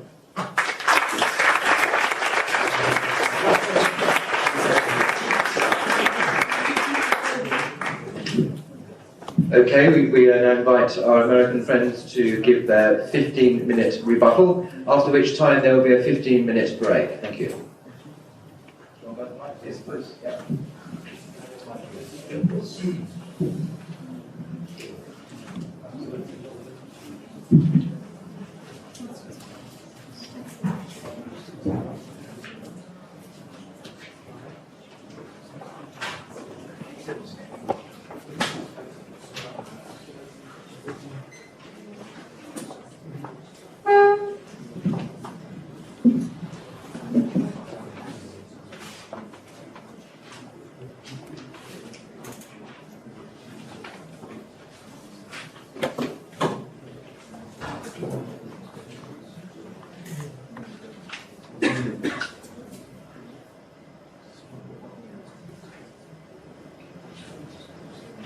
All right, that was an excellent presentation on his behalf. He did a lot of what we said, and I certainly appreciate that. A lot of times when we debate, people just want you to respond to what we say, they'll go off on their own subject. So, I really appreciate that you actually listened to what we said and provided a good response to it. I don't think, however, that it was an effective response.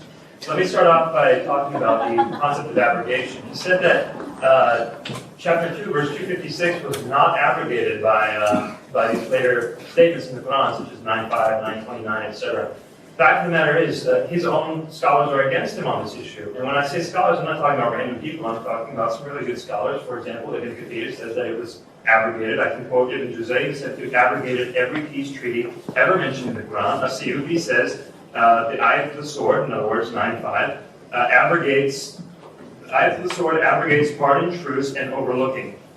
So we have multiple people who comment on this saying that it was abrogated. This is not Nabeel Qureshi's tafsir. This is other people's tafsir. And I did check my sources. I wish you would stop accusing us as if we did not. I can also talk about chapter 9, verse 29. You said, The problem here is that they don't hold that which is forbidden. That's simply not the case. It does say, fight those who believe not in Allah nor the last day, nor hold forbidden that which hath been forbidden. But what they're doing is explaining those people who are to be fought. The not nor hold forbidden that which has been forbidden is another modifier of the people who are to be fought, and it says very clearly at the end exactly who they're talking about from among the people of the book.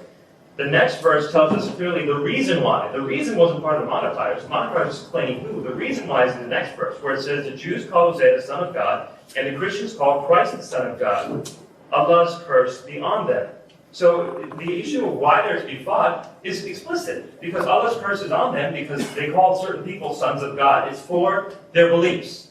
And notice something here. We didn't just quote Quran passages. We're misrepresenting all these Quran passages. We quoted your greatest commentators who agree with us on these issues. And actually, the reason why we have those beliefs is because the commentator said so in the first place. Before we move on, can I just briefly also mention his reference to chapter 5, verse 32 of the Quran? He didn't actually mention the number of the verse, but the verse which says, if we kill one person, it says, if we killed everyone. That's chapter 5, verse 32 of the Quran, commonly used by Muslims to show that Islam is peaceful. However, if you read it in context, it says, we ordained for the children of Israel that if anyone slew a person, unless it be for murder or for spreading mischief in the land, it would be as if he slew the whole people. So that's for the children of Israel. The next verse tells us how we're supposed to relate this to Muhammad and Allah. The next verse says, the punishment of those who wage war against Allah and His Messenger and strive with might and main for mischief to the land is execution, or crucifixion, or the cutting off of hands and feet from opposite sides, or exile from the land. Notice, the verse he's using to show you can't kill anyone is not applying to Muslims. The verse that does apply to Muslims says kill them, execute them if they provide mischief against Muhammad and wage war. And by the way, go to some tafsir collections and look up what it means to be a mischief maker. It means to spread unbelief. Very dangerous ground, and this is what you'd be killed for.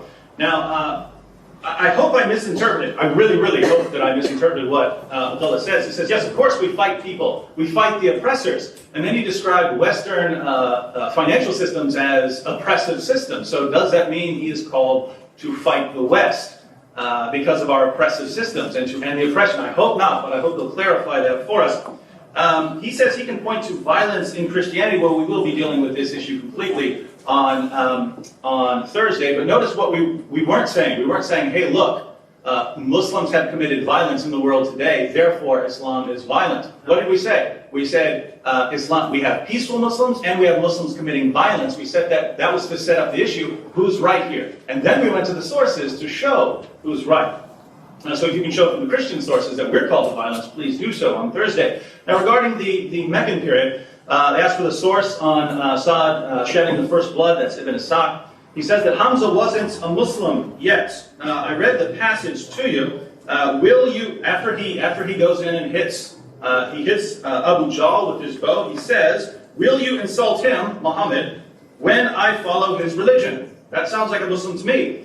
He says Muhammad said he would conquer Arabia and Mecca, therefore he's a true prophet. Well, come on, Alexander the Great said he was going to conquer a lot too. That makes Alexander the Great a prophet. No, it shows that Muhammad was set on conquering, even in the Meccan period when he was proclaiming that his religion is peaceful.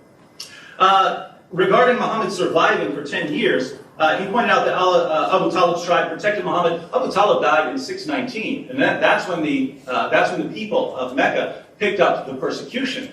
But notice, 619, Muslims left. In 622, Muhammad was still there for 3 years. Yes, they persecuted. Yes, there was killing. Yes, these things are bad. But again, my point was, this is absolutely nothing compared to what people endured under the Muslim rule. Regarding Ibn Ishaq, I bring you slaughter.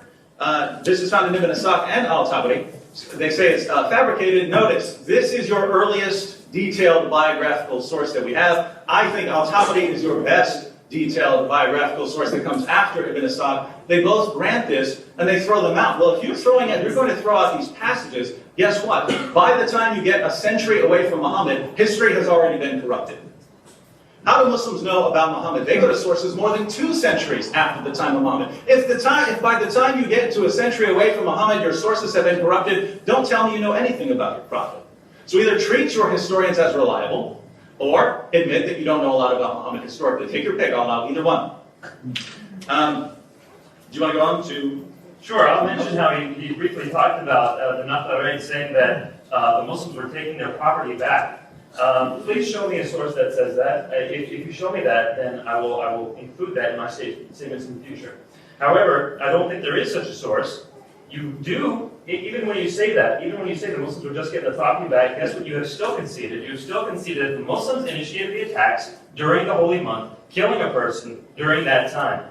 And if it's for property, then I think that's even worse. Then you talk about Badr and you say, well, it was the Meccans who came and attacked. The Battle of Badr was the Meccans' fault. No, what happened in Badr was the Meccans realized, oh my goodness, these people are willing to attack during the holy month. Next time we send out a caravan, we're going to send a convoy with it to defend it. The Muslims came out for another raid. That's why there weren't so many Muslims there. There was only 313 Muslims total for the Battle of Badr. They go out to attack this caravan. They see an entire army ready to fight in case they need to defend this caravan. That's why the Muslims in the Meccan army were not fighting near Medina. They were fighting out in the middle because the Muslims went out to meet them, and now you have a battle. That's what happened with the Battle of Badr. All right, turning to the Quran on violence. Regarding fight those who do not believe, he doesn't seem to think that this is the call to any sort of violence, universal violence against people in general. Notice it says, again, fight those who do not believe. Notice what Ibn Kathir says about Muslims fighting everyone. Notice what Muhammad said in the hadith about fighting people until they recite the Shahada. These aren't qualified in any way. Notice, even in 929, it's until we pay the jizya. If you come up to me and try to preach Islam, am I going to start paying you the jizya? No. If you come up to me and say, I'd really like you to pay me the jizya, am I going to? No. The only way Christians and Jews would start paying off the Muslims is if the choice is death, or if they're going to be fought. And that's exactly what we find when we turn to the Hadith, when we turn to the life of Muhammad, and when we turn to the Quran, and when we turn to the commentators.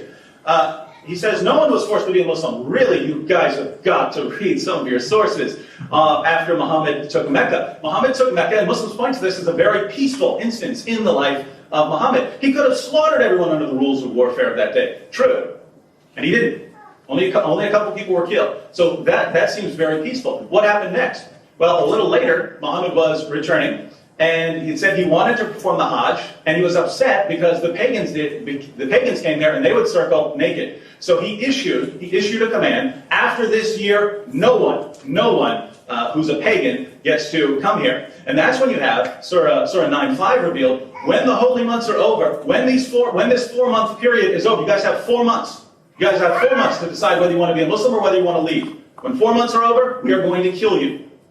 And there's no forced conversions. Lots of people converted because they were going to be killed and they didn't want to leave. That's just a fact of history. Also, in similar regards, after the Battle of Khaybar, a lot of the Jews, after Asma bint Marwan was killed by order of Muhammad, a lot of the people came to Islam after that. Well, answer me this. Why would people all of a sudden come to Islam when they're seeing people getting killed? It says very clearly at that point, people came to Islam because they saw the power of Islam. It's right there in the records. Surah 3:28, he said, regarding don't take people as non-believers as friends and protectors, he says, well, in Christianity you have don't be yoked together with unbelievers. That's not what I'm talking about. He missed the point entirely. I was referring to the part where if they're more numerous than you, you pretend to be friendly towards them. You smile in their faces while you're cursing them in their hearts. And this is what you're supposed to do when you're in an area and you're outnumbered. And here in the West, we have Muslims telling us left and right, oh, we love you guys. We're so peaceful. We just want to get along. I know that some of you believe this.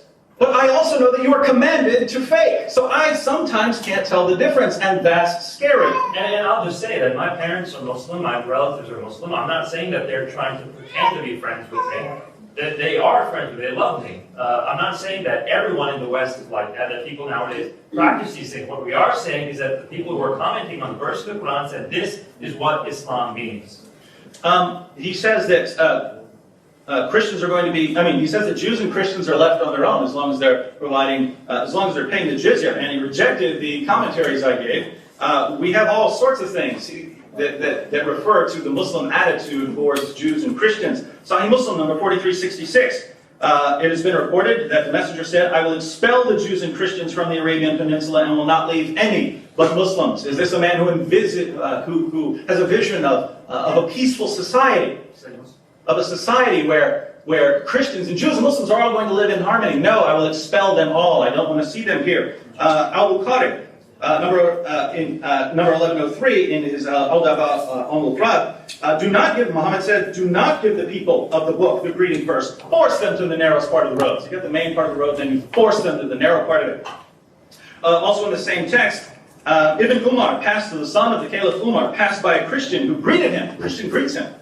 And Umar returned the greeting. He was told that the man was a Christian. When he learned that, he went back to him and said, give me back my greeting. I'm not going to greet a Christian. And think about the Pact of Umar. We have this in Al-Tabari, we have this in Ibn Hazm, we have this in all kinds of sources, the Pact of Umar. Here are the rules that the Christians had to agree to. The Christians are forbidden to build churches or monasteries in their cities or nearby areas. They are not allowed to renovate such beings. They must allow any Muslim to lodge in these buildings, in their churches, for 3 nights and provide them with food. You have to feed the Muslims while they're there. They must not display any sign of their unbelief or forbid their relatives from converting freely to Islam. Furthermore, they must show reverence to Muslims and give them pride of place at their assemblies. Muslims get to sit up front. They are not allowed to use a saddle on a beast of burden, nor bear a sword, nor any other weapon. So, riding bareback there. They are not to display a cross or any of their books as they are passing Muslims on their way. Now, should Christians ever deviate from obeying these rules, Muslims would cease to honor the covenant that had protected them. In that case, Muslims can deal with them as if they have become a people of discord and trouble. As if we break any of these rules, if we decide to fix our church when the roof is falling in, we are to be treated as mischief makers. And you know what the Quran says in 5:3 about mischief makers. The treatment that we're going to receive, and Nabeel already covered that. And one more passage regarding, Abdullah has pointed out that according to the Muslim sources, they are supposed, as long as dhimmis are following the rules, they are not supposed to harm us. That is true. But there's a reason for that. We have it from Muhammad himself. He said, I advise you, this is from Umar. He said, I advise you to fulfill Allah's dhimma, financial obligation, made with the dhimmi, as it is the dhimma of your prophet and the source of livelihood for your dependents. You don't harm the dhimmis as long as they're following all the rules and not wearing their crosses and not rebuilding their churches and not preaching their religion. You don't harm them. Why? Because they're paying you 50% of what they get every year. Don't harm them. This is the religion of peace.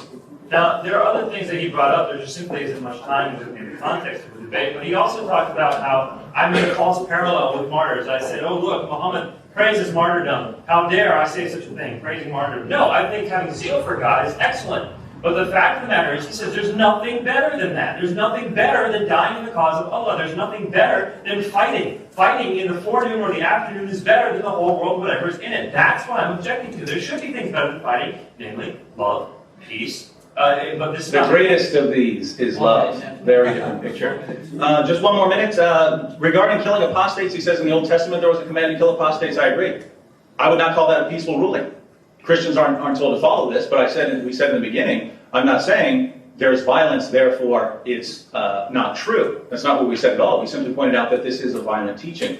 So there was violence in Old Testament Judaism, no doubt. In regards to hitting Aisha, he says that, it was a tap.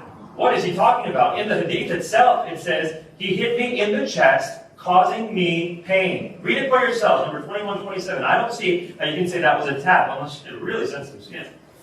All right, well, our time is up. We've seen very clearly that Muslims are called over and over again in all their sources to violence.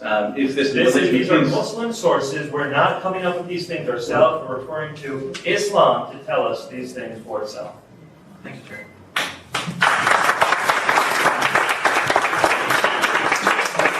Right. You'll be relieved to know it's time for a break. 15 minutes, please, ladies and gentlemen, and come back for more. We have now the second rebuttal. If you could please return to your seats and quieten down as well so we can hear the speakers. So back, thank you.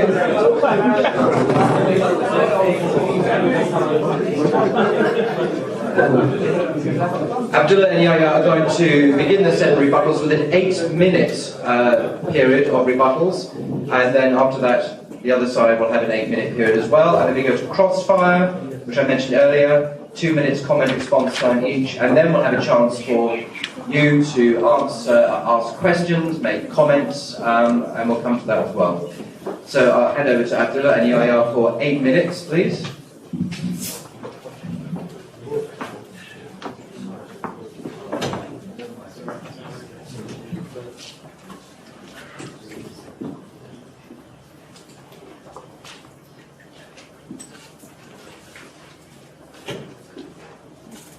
just arranging the notes.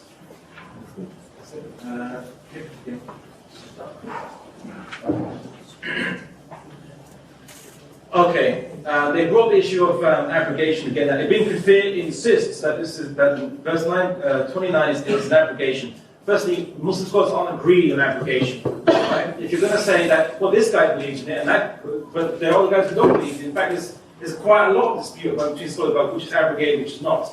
If that's your case, I can bring you a Christian scholar that believes in the Pope is infallible. Must you take that too? You know what I'm saying? Ibn Kathir is not the foremost authority. It's an interesting when people quote certain scholars who say something that they think they like. They say this person is the greatest authority in the whole of Islam. I say, no, it is not. There's many other, sometimes even better commentators. So I don't believe it's abrogated, and even then, Ibn Kathir has no different opinion in terms of the fifth, in terms of the understanding of this verse, than other Muslim interpreters or scholars of the fifth. When he says fight those disbelieve again, and he goes, see, when he says nor those who hold forbidden or others held forbidden, this is just something that comes after. Just it said out of those who disbelieve you're going to fight. Just also those who hold forbidden or others has not held forbidden. Why would the Quran mention this? If it's extraneous, if it's not adding any information to it, if we're just going to fight disbeliever just because he's a disbeliever, why is that included? See, it's included because it's important. Those who do not hold forbidden what God has held forbidden. And in another verse of Quran, Surah 29, verse 46, it says, and dispute you not with the people of the book, the Jews and Christians, except with means that are better, unless you see them inflicting wrong or doing injustice, which everyone will just say it as. So injustice, we intervene. Other than that, we don't intervene in that sense. Now, he also mentioned the fact that that in verse, Surah 5:32, it said that if you kill one person, you kill the rest of humanity. That was referring to the Jews. There is a virtual agreement among all scholars, all interpreters, that this is an Islamic ethic. It's mentioned in the Quran. Do you know why it's mentioned in the Quran? Why is it for the Jews and Christians? Just a story for us? No, it's for us to learn by what happens to the Jews and Christians. As Muslims, we're meant to learn what happened to the Jews and Christians. So when it said that it's like very important, the Jewish scripture which said, if you kill one, it's like you kill everyone, this is a truism. It is a statement that is universally true.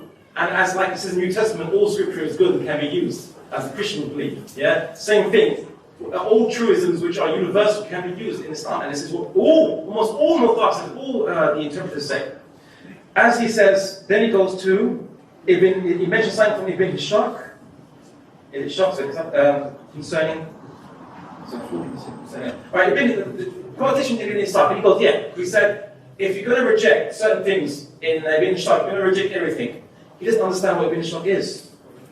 We'll cover it more in the crossfire. Ibn Hishaq is a collection of history. In some of these collections, the same story has 4 versions, written in the same, one after the other. The person who's a historian, he's collecting stories, he's collecting it. You heard something? I write it down. You heard something? I write it down. This was before they had formalized Isnam checking. They wrote down hadith as in a formal form, and that is preserved. Obviously, the Mutawatir Imam Malik is a formalized hadith book that was very early in Islam, for example. But it has formalized checking of narrators. You see? And the contention is the contention of Ibn Hishaq is in a way sometimes the same as our contention with the gospel. See, some of the Gospels we don't know from where the church got it from. It has a name according to Luke, Matthew, Mark, whatever. We don't know who said it, who are the chain of narrators. We don't know. So in this situation, when we encounter the same situation in Ibn Hishaq, we say that a particular narration has no chain to it, no traceable chain of narrations, we reject it outright. We'll say it has no legal value. But it's going to be in the same book because the guy is writing a history from any source he can find. So again, you should actually understand this before you use this fallacy against us. The Prophet Muhammad fought against pagans. What prophet never fought against pagans? It's what you do with your prophet, really. It seems to be fighting against pagans. He says that idolaters and polytheists. The Prophet Muhammad, he said, he was given commands that the Arabian Peninsula was going to be made holy. It was going to be made for only people who believed in God. And so the pagans, no idolaters, were allowed to live in Arabia, because God designated Arabia to be only for people who are of the one, believe in one God. So again, that's not a problem, but that's only if you believe if God sent it or not. So, of course, Islam or not, but it's not a problem biblically. Biblically, it's not a problem. It should be a problem. As for the oppression of the Quraysh, he said that there was, when after Abu Talib, the uncle of the Prophet, died, then the Quraysh didn't oppress or kill the Prophet Muhammad. So the Prophet Muhammad wasn't stoned in Taif. The Prophet Muhammad wasn't boycotted to the point of starvation with his tribe and left in a valley, desolate valley somewhere. This didn't happen, right? And they didn't plan to actually assassinate him after this point. It didn't happen, right? Saying wrong, it happens. Again, if you knew history, you'd see there was oppression. There was the oppression. They tried to kill him. Then he said that in the Battle of Khaybar, the city, the Jewish city, they saw the power of Islam. This was that they were military forced to be Muslim or what have you. Saw the power. But if the Muslim army has been successful in your region, you've seen the power of the army. Let's say I've seen the power of the American army when it's going to certain countries around the world, right? The problem is when they start killing innocent civilians, then I start having a problem with the American military. And then they've gone beyond their power, which is the issue. And it doesn't say that the Muslims killed innocent civilians. It doesn't say that. Again, need to see that innocent civilians were killed. So the issue that we have to pretend to be peaceful. Yes, the Muslims, there are circumstances where we lie. Yes, I'm going to admit this. We have to lie. But we don't have to. We can lie if our life is threatened. If they say, put a gun to our head, say, pray to this idol or we shoot you. We have the option to. God will not punish you if you actually say, all right, fine, I'll do that. All right? He won't punish you. So are you planning to force Muslims to convert to Christianity at the point of gun or force us to leave Islam? Because if not, then there shouldn't be a concern for you whether we actually lie our life as friends. In this country like this, usually we're not afraid of our life, so there's no need to lie. So why are you bringing it up for? As for the issue of, yes, he quoted the son of Omar and how he treated a Christian and so on. Sorry, I can't go. Son of Omar, he's not a source for us. There are other sources that say Jews Christians are treated with respect. First one of them says that Christians will have to wear big crosses. Then another one said they have to wear no crosses. Make your mind up. And the Pact of Omar, there are two Pacts of Omar. One is a forgery, and that's the one they were quoting. The other one is historically been proven to be true, and that allows Christians the right and freedom to have their churches and build them. I can quote it here, but there's no time. The apostasy law, apostasy is a mistranslation. It really should be the treason law. And essentially, anyone who does not want to act according to the laws of the state and believes that people should be killed or fought, these people are to be judged for it. And of course, the case of Asma, there is a narration here, bring it up, which said that she was inciting violence against Prophet Muhammad. If you incite violence in any country, you're going to get locked up. And Abu Tur has the Quraysh saying to the people of Medina who were pagans, some of the pagans saying, if you do not expel the Muslims who come amongst you, we will fight you and kill you, kill your men and capture women if you don't expel the Muslims. So the Quraysh were already being aggressive to Medina and urging warfare. And that comes at one time. Thank you very much.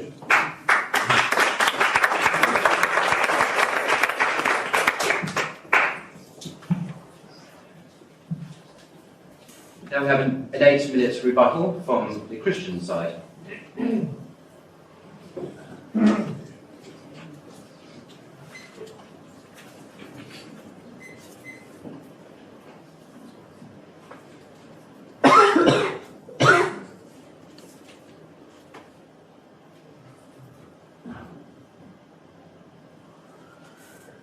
All right, I'd like to first mention that he started off by talking about abrogation. He says, not all Muslim scholars are agreed upon the application of these facts. Mind you, Ibn Kathir is not just one scholar that we're picking up randomly. We go to Muslims and we ask them, look, it seems like whoever we quote, you just throw them out the window. You say, I don't agree with that one, I don't agree with this one. So he said, please tell us who we should go to and who do you consider trustworthy. They always respond, well, Ibn Kathir to us. And then we go to Ibn Kathir and they say, who's he? We don't care about him. Interesting stuff. But the fact of the matter is, this is not just one person we're quoting. Oh, you're quoting a scholar. Well, the other scholars disagree. That's what he says. But understand what we're saying. This scholar agrees with multiple other tafsirs, who also agrees with Sirah literature, who also agrees with the Ahadith, who also agrees with the Quran. This scholar has the explanation that fits best into the picture, and that's why we go with him. This is being ignored. He's making it sound like we're just picking one scholar over any other scholar. He refers back to 929 of the Quran, which says, fight the people from among the people of what until they pay the fully sufficient, feel themselves subdued. He refers to that as if it's just some group of people who you fight because of some random beliefs. No, the fact of the matter is, it says right after that, in 930, the curse of God is upon them because they believe certain people are the sons of God.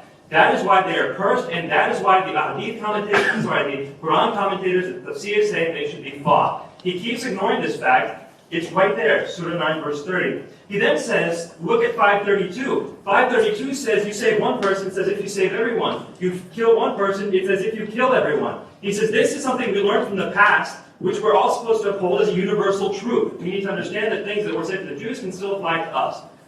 Well, there's also something called abrogation, where things that did apply in the past no longer apply anymore. They are not universal truths. So the question is, does this count as universal truth, or was it abrogated? And I'm telling you, by the verse of the Quran and the way Muhammad lived his life, we see repeatedly that it was abrogated. If not, then I ask you, when Muhammad slew a person, did he slay the whole of mankind?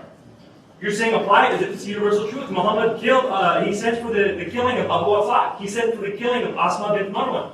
He sent for the killing of Kinana. Each time he did these things, was he fighting people who fought against him? No. He's fighting people who merely said words, or were trying to defend their own property. So did Muhammad kill mankind 3 times over? According to him, yes. And I'll just point out, if you want to say that that command goes for everyone, that's fine. We go to your commentators, this refers to innocent people. According to Islam, if you reject Muhammad and you deny Allah and you say that Jesus is Lord, you do any of those things, you are not an innocent person. You don't fit into that category. And that's why Muslims could be called to fight us in Surah 9:29. Regarding the history of Muhammad, he says, Ibn Asaq, we don't know what Ibn Asaq is. It's a collection. Some stories are contained in four versions. This was before Isnad checking had been formalized. All of that's true. The bottom line remains, it's your earliest source. It's more than a century earlier than your great collections of ahadith. If history had been so corrupted that a great historian writing a little over a century after the events can't get it right, even though he's going around checking, if he can't get it right, then why should I believe that your historians more than a century after that could get it right? Again, you have a choice. Either say that your early historians are basically reliable, true, not perfect, but basically reliable in general, or say that you just don't know anything about Muhammad. Now, if you, regarding sources like Muhammad saying that he brings slaughter to the people of Mecca, we have the isnad right here, so true. Ibn Asaq didn't always record his isnads, but he did on this one. There are only 4 names on the list. That's a pretty short chain. So, and I'm looking at this, and these were other collectors of Sirah literature, so this seems reliable. Regarding the idea that there was an oppression in Mecca, that Muslims were oppressed, yes, we have instances of Muslims being killed. We have instances of Muslims being tortured. We have instances of people being very mean to Muhammad. We're not questioning that. We have not objected to that. We simply point out the fact that Muslims look to that and say, how horrible, this is awful, look at this violence, look at this persecution. Why don't you say the exact same thing when Muhammad does something much, much worse to the Jews? When they criticize, I mean, think about this. Muhammad is going out forming an alliance against the people of Mecca. The people of Mecca aren't supposed to do anything in retaliation. When the Jews of Medina attempted to form an alliance against Muhammad, what happened? All the men slaughtered, everyone who reached puberty slaughtered, women taken into captivity, children sold as slaves. And this is perfectly acceptable. Hello? And we could go on to the other events, to what happened in Mecca. Convert within 4 months, or leave, or you'll be killed. Why the inconsistency? Why is it perfectly acceptable to do what you want to the Jews or to the pagans, but if you even criticize Muhammad, you deserve death? And this makes perfect sense to Muslims, and I'd just like to see a bit of consistency on this one. And when speaking of Jews, understand the Battle of Khaybar was one where people who had been forced out of Medina had fled to Khaybar. A whole group of people had fled to Khaybar, and there, these people are just working out in the fields. According to the sources, they're just going with their shovels to start a day's work when the Muslims descend upon them and start killing the men. So he's saying, well, we're not talking about killing innocents. How do you find innocent? How do you define innocent? If you're saying people who are unarmed, who are forced out of their own city, are not innocent, I don't know who is. And none of us here are innocent under those standards, except the good Muslims here. So I think we've thoroughly responded to what he just said in his second rebuttal, but he has not responded to everything we said in our first rebuttal.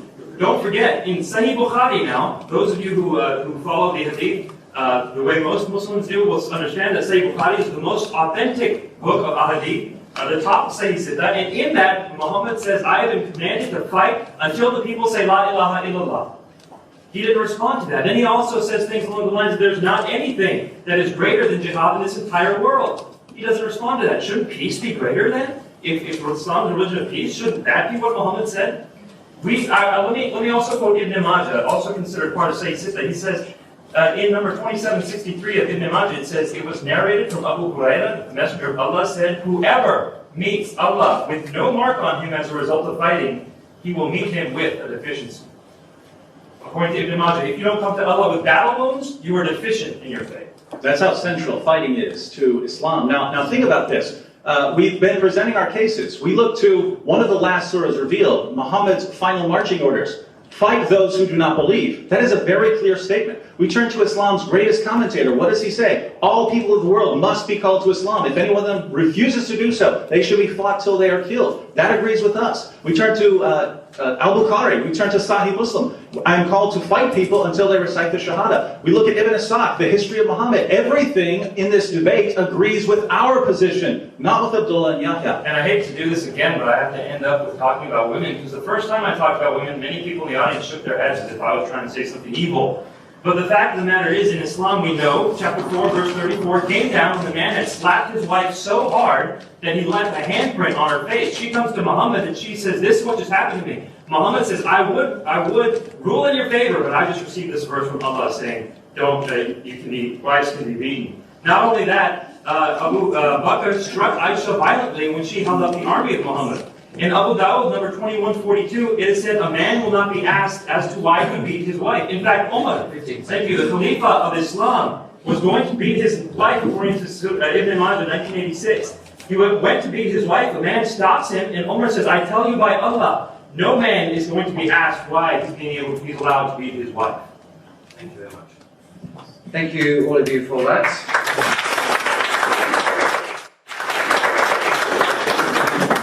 Right, we've now got a section called Crossfire, which is supposed to be about 20 minutes, as if we haven't been having Crossfire already then, of course. A more intensive version of the same thing, perhaps.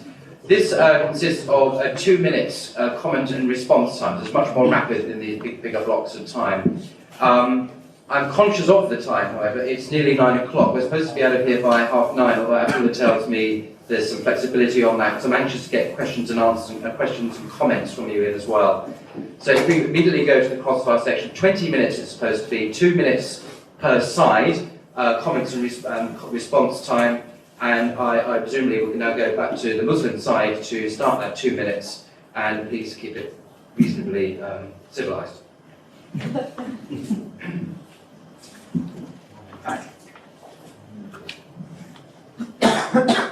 Okay, let's start now. I know I haven't spoken much in the debate. It's because I'm taking over last minute from my colleague Sami.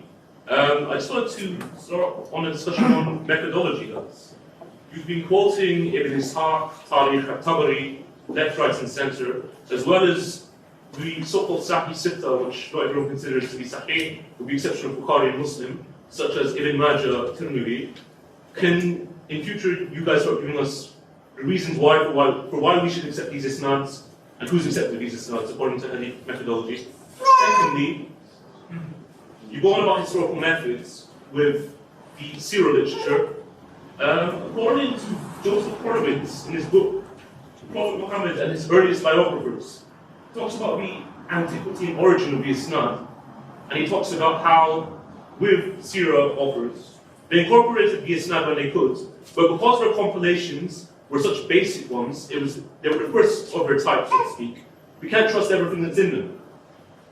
Ironically, Michael Cook agrees on the same thing in his article, Maghazi and Sirah in Early Scholarship.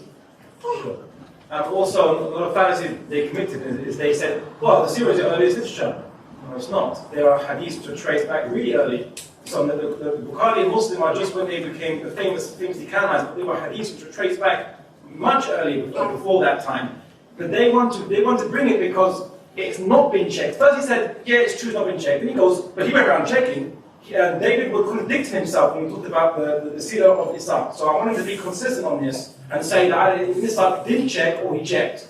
Right? He contradicted himself on this. As for the issue of Asma, the issue of inciting violence, we have narration here. She's inciting violence to kill Prophet Muhammad, to fight against the Muslims. Khaybar, I want to challenge him. Read out to me the quote which said that civilians were killed at the Battle of Khaybar, the siege of Khaybar, and I would like the source, please. Okay, that's it. 2 minutes over to David.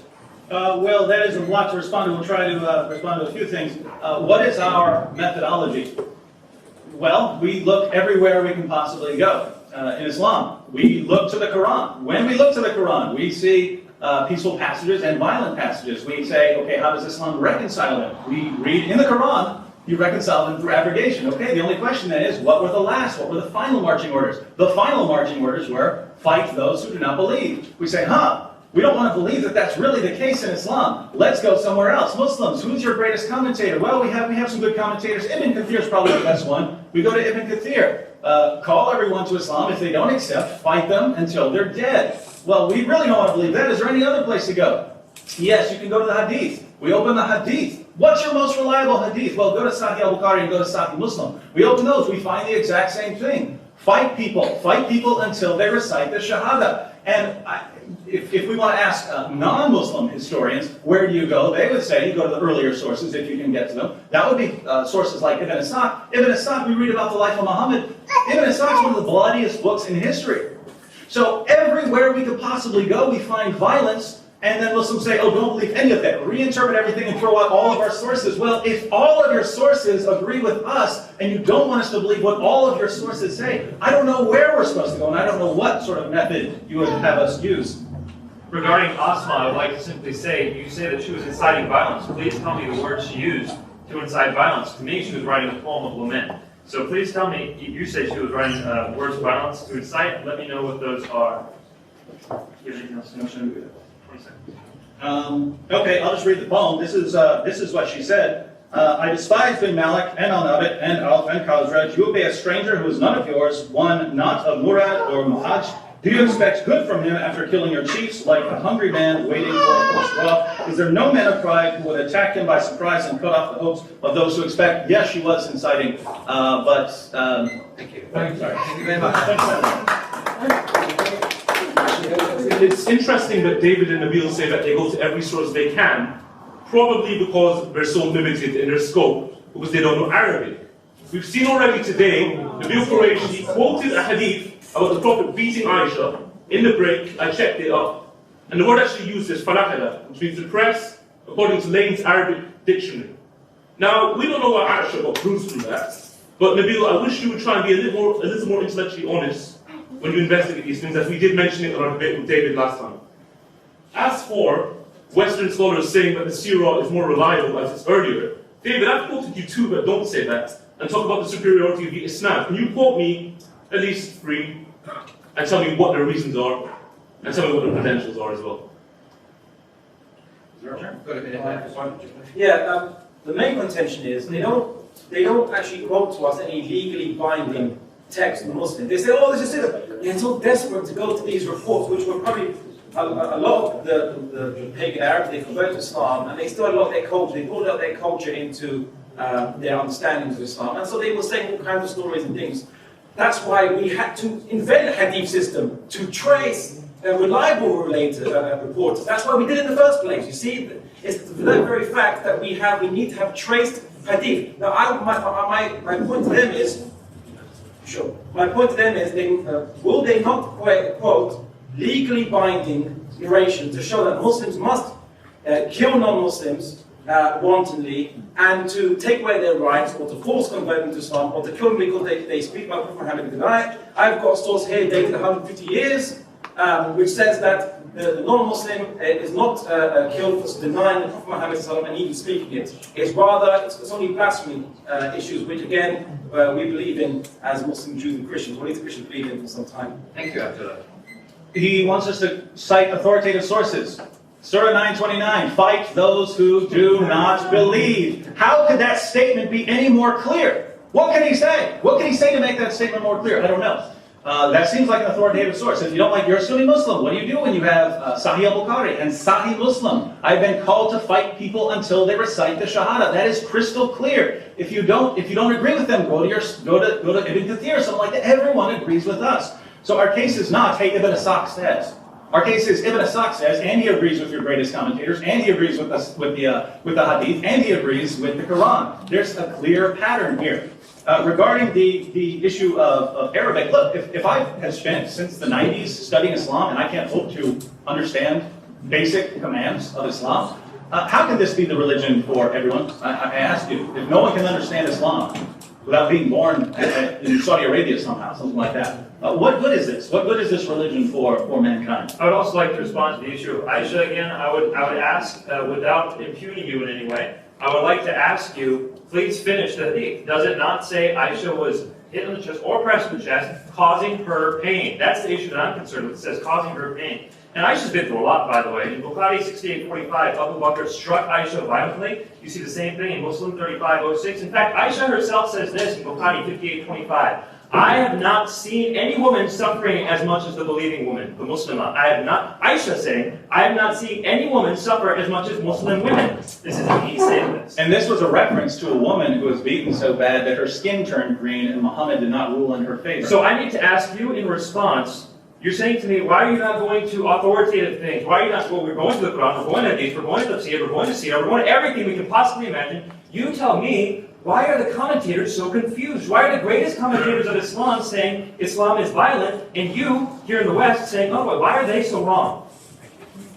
Okay, as far as the greatest commentators are concerned, I've noticed that you like to quote several commentators. Throughout this whole debate, I've heard you quote three, which are Jalalain, which is one of the most basic introductory tafsirs I've ever seen in my life.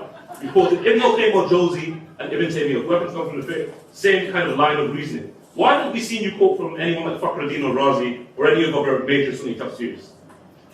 Also, they say, the Quran says, fight them until they, or the Hadith says, fight until they say, La ilaha illallah. Alright, so why jizya? Why not keep fighting until they say, La ilaha illallah? Why jizya then? Why this option for them to join the state? Why? You see, they want to restrict it because they want to say, it's like I'm saying, Jesus said, I have not come to bring peace. I've got the sword, and I leave it like that. You see, Jesus is a violent person. He says, I'm not going to bring peace, but the sword. And you say to me, finish that verse. Look what it's saying. You see, so if you're going to ask us to do something, you got to do it yourself as well.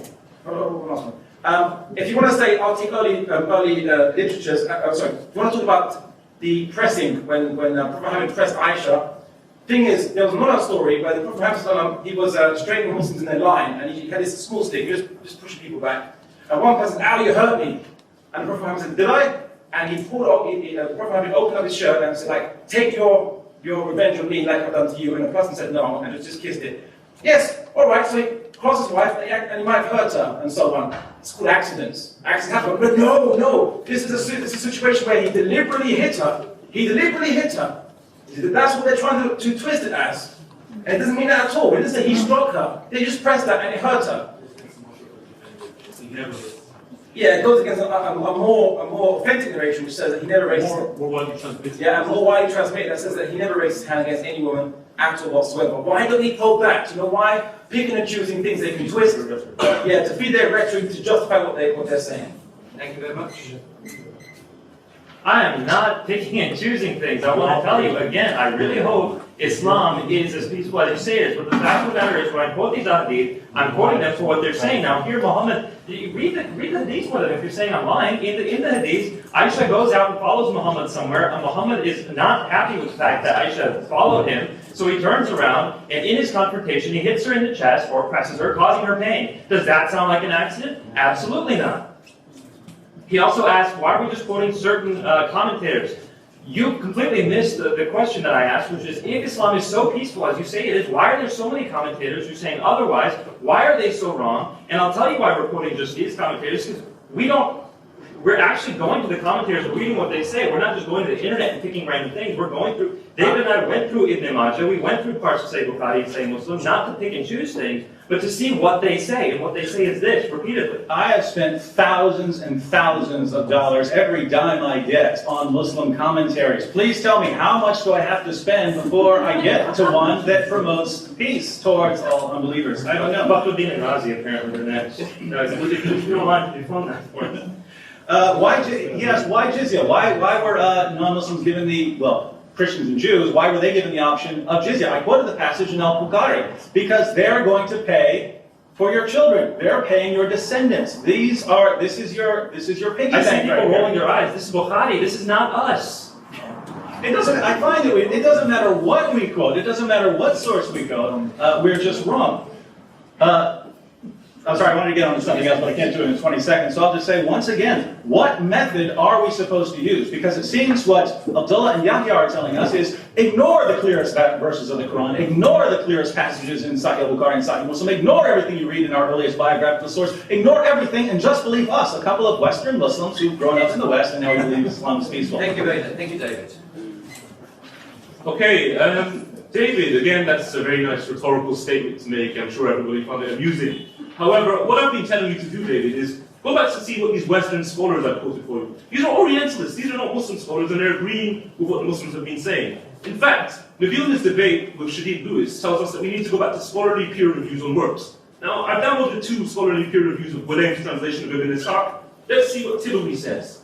As it stands, Professor Ghulam's translation cannot be accepted as a reliable reproduction of received Arabic texts of the Sirah. Now, this is not from a Muslim journal, this is actually from a Western academic journal. So I would prefer if we would actually start going back to reliable, decent information. And as for the methodology of Sirah writers, I just thought I would quote someone who apparently Answering Islam considers as an authority since they quoted him on their website. This is al-Hafidh al-Iraqi, who wrote the book Al-Fiyat al-Sirat al-Nabawiyya. He says the following: let the seeker of knowledge know that the Sirah collects every account, whether true or false, but the intention is to mention all that is conveyed in the books of Sirah, regardless of the isnad. Yeah, and next we're going to buy some Gnostic Gospels to refute Christianity. Right. So anyway, as for the issue of finding unbelievers and pagans to get money to pay for your children, yeah? Why did they mention there was a tribe, a Jewish tribe, that said, you know what, we're not going to pay jizya, but our armed men, our fighting men will join your armies, and as long as we get a fair share of the booty, is it fine? You can do that, exemption from jizya. It was to fund the military effort to defend the borders and to fight against oppression. That's what it was. Why didn't they mention that? Is it because they don't know, or they don't want to mention that? Secondly, has anyone here ever accidentally hurt them with their family? Who hasn't hurt them with their family, rather? Right? If you have, then are you also like the Prophet Muhammad? And what they're trying to say is a wife beater. Well, once again, we've been criticized as if we just appeal to Ibn Ishaq. That's not. And again, if you think history has been corrupted by the time you get to Ibn Ishaq, it's surely much more corrupted a century later. But that's absolutely, don't get it wrong, not what we did. We looked to Ibn Ishaq. What does it say? We look to the Quran. What does it say? We look to your most reliable collections of ahadith. What do they say? We look to your greatest commentators. What do they say? Every single place we can go agrees with what we're saying, not with what our opponents are saying. He compares us going to Ibn Ishaq with someone else going to the Gnostic Gospels. The Gnostics weren't even Christians. They had no access to good historical records that contradicted the teachings of the Bible. Was Ibn Ishaq a non-Muslim person who had no access to people who knew the history of Muhammad? Of course not. Of course not. His father had already begun collecting Sirah literature, and Ibn Ishaq continued this tradition. So he is a historian. If he didn't say all kinds of things that you really don't like, you would think he's a good historian as well. What about the tribe that didn't pay the jizya? Well, all I can say is Muhammad ordered in the Quran, 929, fight them until they pay the jizya.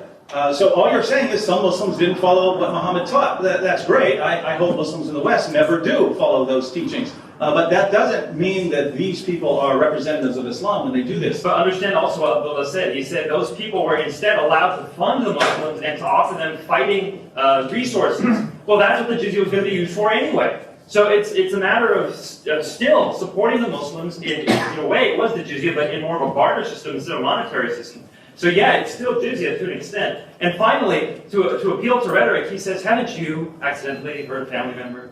I tell you, go to the hadith, read it for yourself. This is not an accident. Muhammad is upset with what Aisha has done, and therefore he strikes her, presses her, hits her, whatever word you want to use, causing her pain intentionally.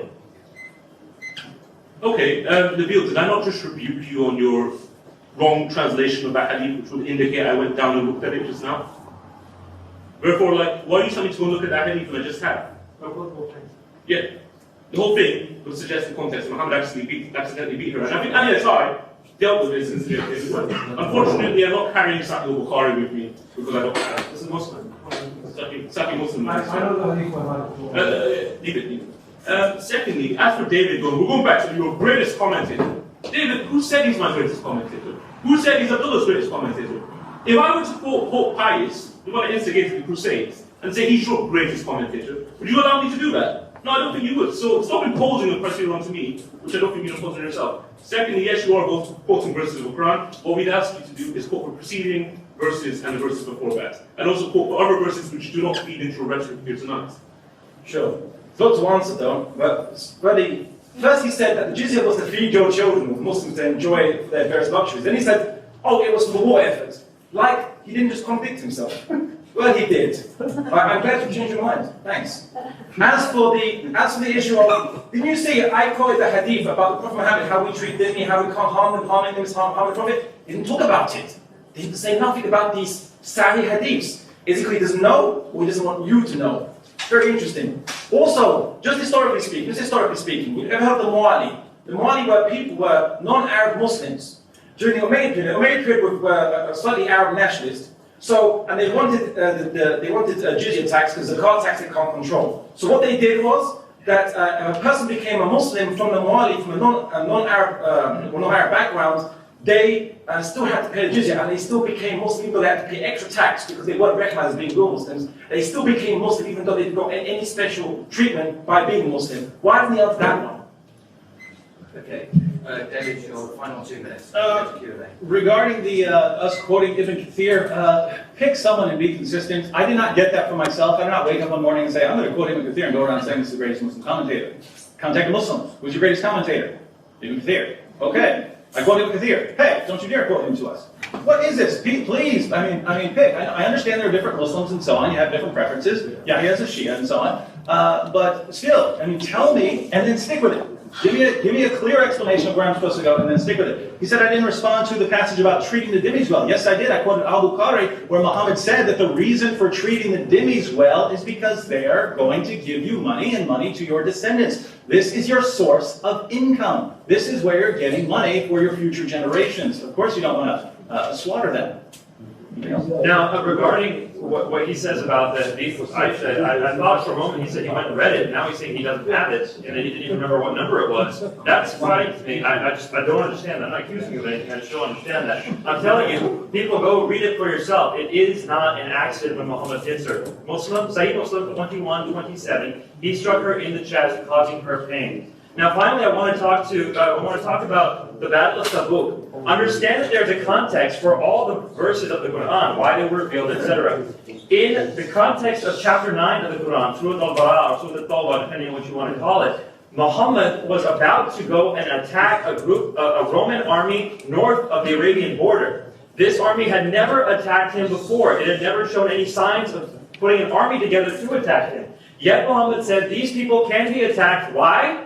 Because of Surah 9:29, which says, fight them, the people of the book, until they pay the jizya with going submission, feel themselves subdued. Why? Again, the very next verse tells you why, because they're the cursed of Allah for believing that Jesus is the Son of God. It's as clear as day. The explanation, the commentary for the Quran, all of it fits together in that way. Thank you. Right, that concludes the crossfire section, and now we move to your part of the evening. We can ask some questions, hopefully. There's a 5-minute time.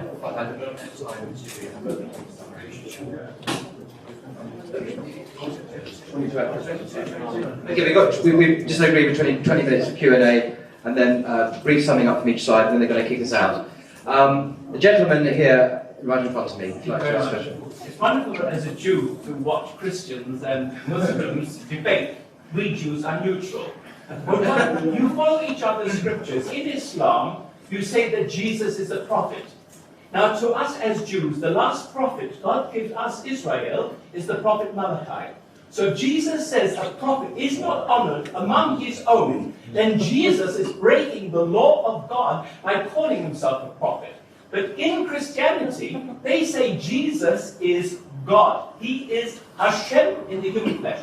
To us as Jews, when Jesus would have walked into our synagogue, if he had said to the synagogue, I am God, we would have stoned him to death. for blaspheming the Creator. But one question I do want to ask the Muslims to reply, and the Christians will reply.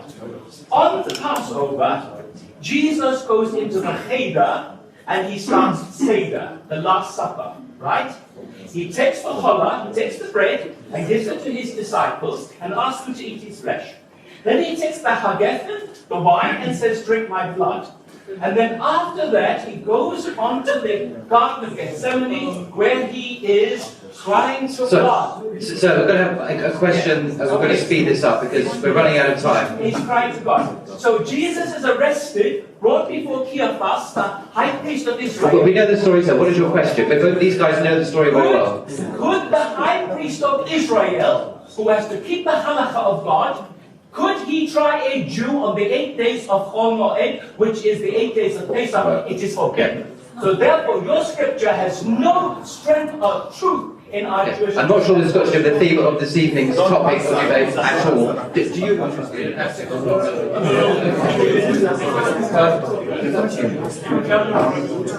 sorry, we're going to ignore that. I apologise, we're not going to accept that. It's not on the topic, okay? And can it be one question and not 2 or 3 or 4? Frank, behind.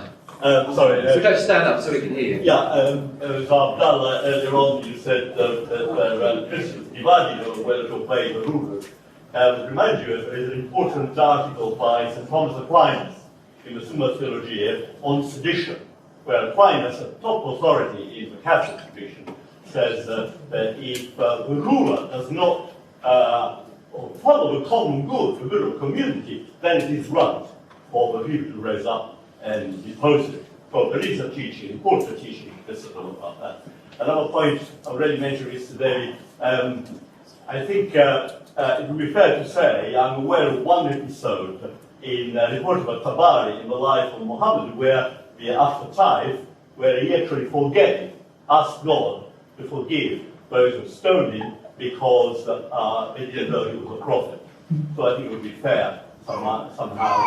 Thanks, Frank. Okay, Frank. Abdullah, you want to respond to? Abdullah?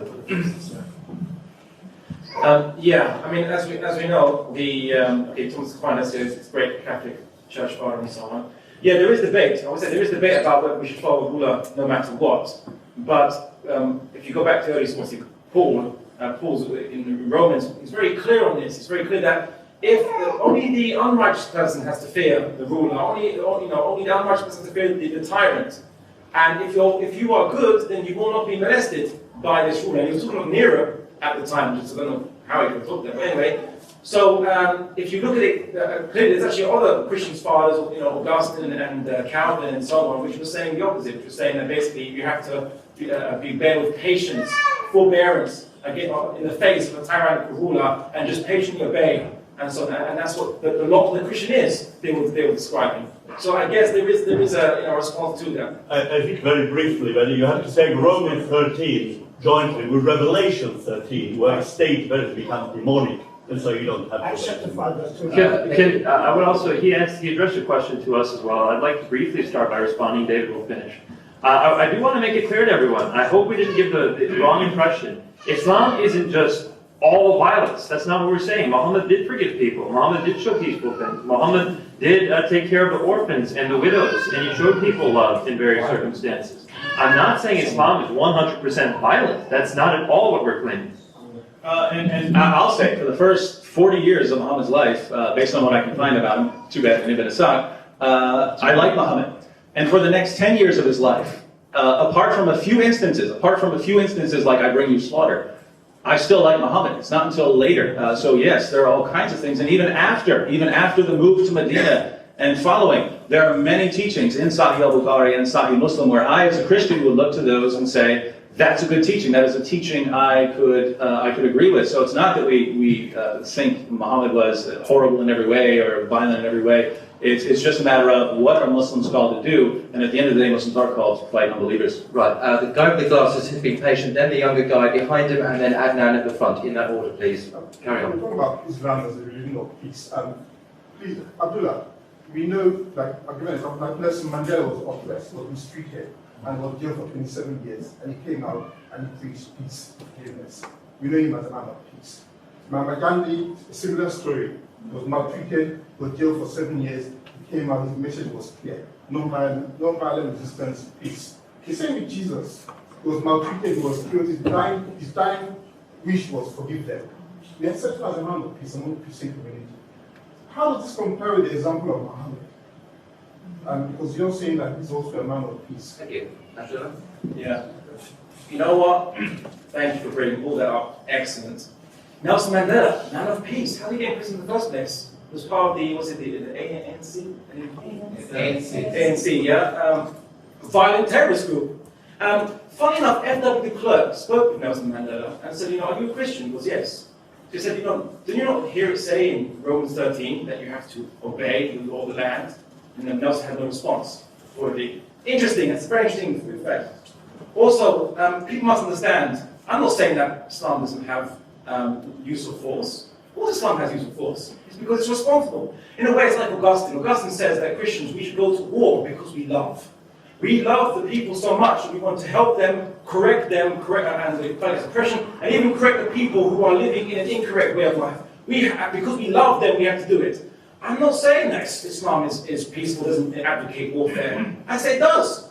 Because there is no system that you can bring. Is it capitalism superior after all the killing and murder is done? Is communism superior after killing and murder is done? Mass murder, even after it's reached its zenith. You see, I think these guys are trying to box into their kind of understanding to say that it's they're refuting a straw man. We don't say that Islam has no violence, so to speak. We say that Islam has just violence, but for the same reason that Augustine said that Christians should also fight wars. Okay, thank you. And the young guy, yes, do you want to stand up and ask a question? Going to one point about the dispute over the caravan, the Christian side claimed that the Muslims stole the goods off the caravan from the pagans, and the Muslim side claimed that they were stealing what was theirs already. Can I ask where the caravans were coming from and what was in the caravans? It was because it was a confusing point. Yeah, the caravans were coming from Mecca. In fact, before Muhammad even left, when he was talking to the Medinas, because he met with them once in 620 AD, before leaving in 621 AD, 622 AD, the Meccans said, this man is conspiring with Medinas, but our caravans go straight through Yathrib. It was called Yathrib at the time. Our caravans go straight through Yathrib. So even before Muhammad left, the Muslims were concerned about what would happen to their caravans because they passed through that direction. So it was a Meccan caravan. And he does have, in that effect, the right to say, well, it was their goods. But I've never actually read that it was their goods that were being attacked. It's possible, sure. But I've never seen anywhere where it was. And I'm just asking for the source where he says it was. And on the issue of the caravans, if you read what we find among the customs of that time, anyone in the city who had anything to contribute would contribute it to the caravan. All the goods would be carried up to some place to trade, and if you would hope that you would return with some extra money. So there's no clear idea here that these were Muslim goods. It certainly wasn't. What we find, though, is that Muhammad was attacking the livelihood of the people of Mecca. This is how many of the people earned their living. And Muhammad attacked that. If your caravan did not come back, you might starve to death. And I would say this was terrorism. Right, I've just been informed indirectly that we've got 5 minutes. I'm going to be a bit naughty and I'm going to try and push that. But we are under pressure to wrap up the evening. I'll do a couple more speakers and then we're going to have to ask a couple more questions and then the summaries after that. So I've asked Adnan, Adnan, please. Thank you very much, gentlemen, for your presentation. I must say, as a Muslim student, I was frustrated by listening to you, while I was listening to you, what you have to say. Very quickly, I want some of the things to be raised again, and then we can comment on them. Ibn Kathir, about 929, if you have read it, I believe you have read it, but not all of it. Read the whole commentary. He mentions that Romans were planning to attack the Muslims. Therefore, Muslims were this was a way of God telling the Muslim to retaliate, defend itself against the Roman. About the woman being slapped and coming to Muhammad, you haven't read the Ibn Kathir. Ibn Kathir is great. I love him. Quote him as much as you can. Please do it. Please do it. Because if you read Ibn Kathir completely, you come to realize everything you quoted today was out of context. Ibn Kathir about this word tells us that woman came to Muhammad and Muhammad said, okay, retribution for the man. Go and slap him. You didn't mention that. You said no. woman came back to Muhammad, and Muhammad said, no, I have received the revelation. But Muhammad told the woman, go back and slap the man on his face the way he slapped you. And later on the revelation came, and then Muhammad called her back. I have more power. The issue of Asma the poetess, very quickly. Asma the poetess was one of the tribes belonging to one of the tribes of Jews. Banu Stalaba, Banu Jafna, Banu Shutayba, Banu Nadir, Banu Qurayza, Banu Qaynuqa, all of these tribes. Read the Treaty of Medina. If you heard Ibn Sham, you quote again and again Ibn Sa'd. Read it. The Treaty of Medina is there. That was the unanimously agreed upon treaty between Muslims and Jews. All these tribes, they are mentioned, they willingly signed it. One of the clauses of the treaty, this became the law of the country. You are as good Christians, I'm sure, following the law of the country. In America, if you thwart someone, push someone, hurt someone, you should be expecting retribution. Likewise, those Jews who were living in Medina and outskirts, they were breaking these laws. Asma the poetess knew about the treaty. Ka'b bin Ashraf knew about the treaty. Ibn Abi Haqiq was also a Jew who knew the treaty. Other issues coming to, there are many issues. I know. You're not here to give a lecture as well. Thank you for your comments, though. I would like to comment. By the way, Adnan, I'll be here until Monday. If you'd like to step up on stage, I'd be happy to go around two with you. Adnan comments on Ibn Kathir, says, let's look at what Ibn Kathir, I'll give you what Ibn Kathir says about 929 and the call to fight at Tabuk.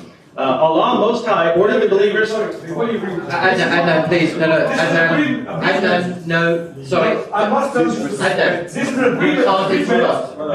You don't have the. Brother, please do not interrupt. Allah Most High ordered the believers to prohibit the disbelievers from entering or coming near the sacred mosque. So pagans are no longer allowed to take the pilgrimage to Mecca, which was the main source of income from Mecca. On that, Quraysh thought, Quraysh who are now Muslims, on that Quraysh thought that this would reduce their profits from trade. Therefore, Allah Most High compensated them and ordered them to fight the people of the book until they embraced Islam or paid the jizya. Allah says, and then he quotes 28:29. Therefore, the Messenger of Allah decided to fight the Romans in order to call them to Islam. What was the source of this revelation? The Meccans were worried that they weren't going to get any more money from the pilgrims to Mecca. They complained to Muhammad. Muhammad says, don't worry, we're going to fight the Romans, and they're going to pay us the jizya. There's your income. There's nothing here about the Romans coming and attacking them. Thank you, David. Abdullah wants 30 seconds to respond to this as well. Yeah, Tabuk. What's happened at Tabuk? The Muslim army came, no Romans. Except for a bit. Okay, they're not attacking, let's go back. And they went back. Does that sound like an attacking army? You see, if they're like, okay, we must find Romans. None here, keep going, keep going. No, they waited at a place, they heard Romans were attacking it. They didn't see no Romans, they said, let's wait. No Romans, no Romans? Okay, we go back. And they did. This is a basic historical fact. Why don't they know this? Why are they saying it? I think it's because it's some That's 30 seconds. Thank you very much. The last question, perhaps. Abdullah, like you were complaining that they were not mentioning the good deeds of Prophet of Islam. But my question is that even if you mention the good deeds of the Prophet, that does not justify the violence that he committed. Like if you kill somebody and you forgive the other person, you are still a murderer. So how do you justify that? Right? I didn't say that they're not mentioning the good parts. I'm saying that in the parts that are supposedly bad, those aren't actually bad. They're actually twisting it or quoting it out of context and to make it fit into what they would like to portray it as, a polished version of to suit their thesis, which doesn't. The Prophet Muhammad, yes, he fought in battles and he fought people. Yes, fine. We're not denying that. He was a prophet. What do you expect from prophets of God? And so on, yeah. But then again, we might say Jesus is nice and peaceful, but in the book of Revelations, when he comes, puts a big sword out of his mouth and starts massacring people to a nice, peaceful pulp. And that's how he's going to bring his kingdom of peace on. Why don't I mention this? Oh yeah, but Jesus, but back in the other gospels, he's okay, he's peaceful. Right? You know what I'm saying? There's double standards. And we're not trying to say that the good is not being left out. We're saying the bad is they're quoting is not actually bad. And they're misquoting it, and it's actually false. And that's why we're taking the task on this issue. Okay, I'm very sorry there are no more questions. I've just consulted the speakers, and we're now going to move to a summary of their talk. So they're going to talk in the order they began this evening, which is Abdullah will summarise the Muslim position, and Nabeel then, I think, or David will both of them, in fact, will summarise the Christian position as we've heard it. I'm sorry there's not been more time, that's just the way it's worked out, so I apologise about that. Abdullah, are you ready? Sort of? Okay, I'm going to give you 5 minutes. Okay. Now, I think we're all confused because we don't know what's being fully debated here. Because on one side they're saying, oh, their religion believes in violence. We're saying, yeah, we use violence for justice. And it's like, okay, are we actually agreeing? Well, in a way, we are agreeing. I think what's at dispute is Muhammad just? That's what we're debating on. Because yes, Islam will use physical force for the sake of justice, just like Augustine said, out of the law of love. Christians fight out of the law of love. And there's nothing wrong with that. If you love someone and you want to help them, you want to help the oppression that they're facing, or the law system that they are undergoing. And unless, anyway, sure. So all I'm saying is Islam a religion of peace? Did it bring peace and tranquility to the areas that it controlled? And here is some quotes from non-Muslim sources. Richard W. Bulliet, professor at Columbia University, said, "My newly studied case of the case, they have shown that justice was generally meted out impartially, irrespective of religion, official status, gender, not being subject to Sharia. Jews and Christians were free to go to their own religious authorities for adjudication of disputes. And in many cases, they went to the Qadi, the Islamic judges, instead." Heinrich Greitz, 19th century Jewish historian, said, "It was in these favorable circumstances that the Spanish Jews came under the rule of the Mohammedans, as whose allies they esteemed themselves the equals of their co-religionists in Babylonia and Persia. They were kindly treated, obtained religious liberty, so on." I'm going to quote Reinhard Dozy, saying, "The unbounded tolerance of the Arabs must also be taken into account. In religious matters, they put the pressure on no man. Christians preferred their rule to that of the Franks." Zion Zohar, a Jewish historian with a very Jewish name, said, "Fast when Muslims crossed the Straits of Gibraltar from North Africa and invaded the Iberian Peninsula, Jews welcomed them as liberators from Christian persecution. The Islamic belief is not forced upon people once the land is taken," and so on. 1,400 years of history bear testament to this. And Philip Manson mentioned in his book Constantinople, where a rabbi was writing to the oppressed Jews in Europe at the time, under the various Christian regimes, maybe not so Christian, but the Christian regimes. "Here in the land of Turks, we have nothing to complain of. We possess great fortunes, much gold and silver in our hands. We are not oppressed with heavy taxes. Our commerce is free and unhindered. Rich are the fruits of the earth. Everything is cheap, and every one of us lives in peace and freedom." And Adam Smith, as we know, everyone knows Adam Smith, famous philosopher, who said, "The ruin of the empire of the Romans, and with all the subversion of all law and order, which happened a few centuries afterwards, produced the entire neglect of that study of the connecting principle of nature, to which leisure and security can only give occasion." And then he moves on. "After the fall of the great conquerors and civilizations of mankind, the empire of the caliphs seems to have been the first state under which the world enjoyed that degree of tranquility which the cultivation of the sciences requires." Now, the point at hand is, I said, Islam is a rational belief. It brings peace to the human mind because it does not ask to believe in contradictory beliefs. Simple, provable, non-contradictory beliefs. Islam is comprehensive. It deals with all sorts of mankind. It regulates mankind's activities. It leaves us free to smash into each other, like bumper cars and so on. It gives us like the highway code, so to speak. Me and my Jewish friend can appreciate this. Islam addresses man's instinctive nature. Christianity doesn't give one. It just says, go by the Spirit. What does that mean? Don't know. Law of love. What does that mean? Love. You know, how do you mean? How do you stop oppression? How do you stop the credit crunch from happening? How do you stop the people in Africa from dying from poverty? How do you stop it? You don't know. Just more Christian aid, that's all. But the vast majority of them won't be helped by that. Solve the problem, not the symptom. Also, Islam deals with the fair distribution of sustenance. Islam also it doesn't fight war for its own sake, it fights war for justice. I have shown this, I have proven this, I have shown that the Prophet Muhammad has said that Dhimmis cannot be oppressed, and again, they haven't answered those hadiths I quoted, completely ignored them. And I'm going to leave it to my friend Yahya, who wants to complete the rest of this. I just wanted to comment, but if you look at the methodology of David Wood today, I can understand the predicament that they're in. They're so restricted in their resources. But if we're to go back to the academics who speak the original languages, we'll see that they have a very different image of Islam. If I were to judge Christianity on the New World Translation of the Jehovah's Witnesses of the Bible, would I have an accurate picture of Christianity? No. Likewise, I think when you're working on abridged translations and dodgy translations, you're going to have a very dodgy, abridged version of Islam. Islam is a religion of peace.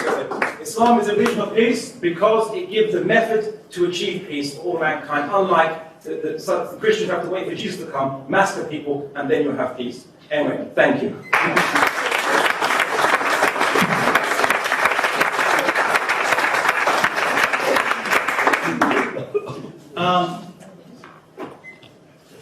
We've repeatedly been accused of saying that, well, Islam allows some fighting, therefore it's just really bad. Has that been our accusation? We have shown over and over again from every source we can come up with that Islam calls for violence towards people based on their beliefs. If you disagree with Islam, you have to be fought until you're killed or until you pay the jizya. That's what we're claiming. If you believe it's okay, and there are Muslims who would agree with me, yes, that's what we teach. Right, we're not saying it's wrong in this debate, we're just saying that's what Islam teaches. He's pointed to Christian commentators. We can deal with all of that on this Thursday. Bring everything you've got, my friend. He's pointed out that, he said that Islam is a rational belief founded by evidence. We'll address that on Friday and Saturday when we debate whether Muhammad was a prophet of God and the concept of God in Islam and Christianity. He asks what the solution is to the problems of the world. You have to change people's hearts. That's what Christianity focuses on. In Islam, the idea is to go in there, force them to agree with the government, conquer them, and make them agree with everything Muhammad has forbidden and given. Christianity seeks to change people's hearts so that they love each other. And I tell you, if people follow Christ's commands to love one another as God loves us, there would be peace and joy from pole to pole. And I also want to talk briefly about the response he gave for the Battle of Tabuk. He says, well, if they went and just sat there and didn't fight a Roman army and came back, doesn't that sound like a defensive army? I will tell you this, that if you actually read the accounts in the history books, what it says is these men went out to fight the Romans and could not find them and came back. It's not that they were waiting to find a defense, where they went there, the Romans weren't there, because they couldn't find them, and then they came back. So yes, this falls perfectly in line. Read the accounts for yourself. I'm not making these things up. So finally, I would like to approach the overview of what's been said by Abdullah and Yahya. I've been saying your name the whole time, I'm sorry. Abdullah and Yahya. They've been saying that in Islam there is violence, sure, but it's part of the justice system. You need the violence or these acts that you call violence in order to regulate the system and make sure everything flows smoothly. I would just like to briefly say, why is it then that we cannot discuss these things in Muslim countries? Why is it that in a Muslim country I would not be able to have this debate here? Why is it that we have to go to a Western country in order to be able to discuss these things without me being worried about getting killed? Why is it then that two women who are out in a Muslim country right now who say, I have now become Christian, this is Iran, two women right now in Iran who just became Christian 4 months ago are in prison for their beliefs and are waiting their execution? Is it simply because there's some sort of system of justice that needs to be upheld? That's why these two women are being killed? No, it's for their beliefs, straightforward. Why is it that there's violence against women, against apostates, against homosexuals, against all these things in the Quran, in the Hadith? It's very clear statements that these problems are supposed to be finished with violence. I tell you, love would be able to handle these situations a lot better. The violence is part of a system that includes violence, and that's what I'm saying. It's not making a better justice, it's making a violent justice, and therefore Islam is not a religion of peace, it's a religion of violence and peace. Peace when there's no violence necessary, but if there's violence in order to make the peace, then let the violence be. That's what Islam looks like when we study the sources. Just to sum up, I think the issue of Asma being killed by Muslims is important. Yes, Asma did call for people to fight the Muslims. Why? We know from the sources. Abu Afak had been killed by Muslims for saying this: long have I lived, but never have I seen an assembly or collection of people more faithful to the undertaking and their allies when called upon than the sons of Caleb when they assembled. Men who overthrew mountains and never submitted. A rider, Muhammad, who came to them, split them in two, saying, permitted, forbidden of all sorts of things. Had you believed in glory or kingship, you would have followed Tuba. 1 minute. He said this, and he was killed at the command of Muhammad, and this caused someone to react very harshly. And notice, the Muslims condemned her. They killed a man who was over 100 years old for saying, hey, why is everyone following Muhammad? And this is what we find in the world today. No matter what you do, if you criticize Islam, if you do anything, the solution is violence. If your wife is out of line, the solution is to be here. If you criticize Islam, violence. If you're an apostate, the solution is violence. If you're an unbeliever, the solution is violence. And this is crystal clear from the sources, and yet our friends really do believe that Islam is a religion of peace. Why? Because, I'll tell you the reason, because they've been raised in the West. Jesus' teachings about love and peace have played a role in the West here, and Muslims have now been influenced. And so I praise God for the teachings of the Lord Jesus Christ that are still having an impact on the world, even today, even in the Muslim world. Thank you. Thank you everyone for persevering through this very long evening. Our next event is on Thursday, the 16th of July, and it's interestingly entitled, Is Christianity a Religion of Peace? David and Abdullah will be debating that this Thursday. Go to our website, www.thedebateinitiative.com, for the address and other details.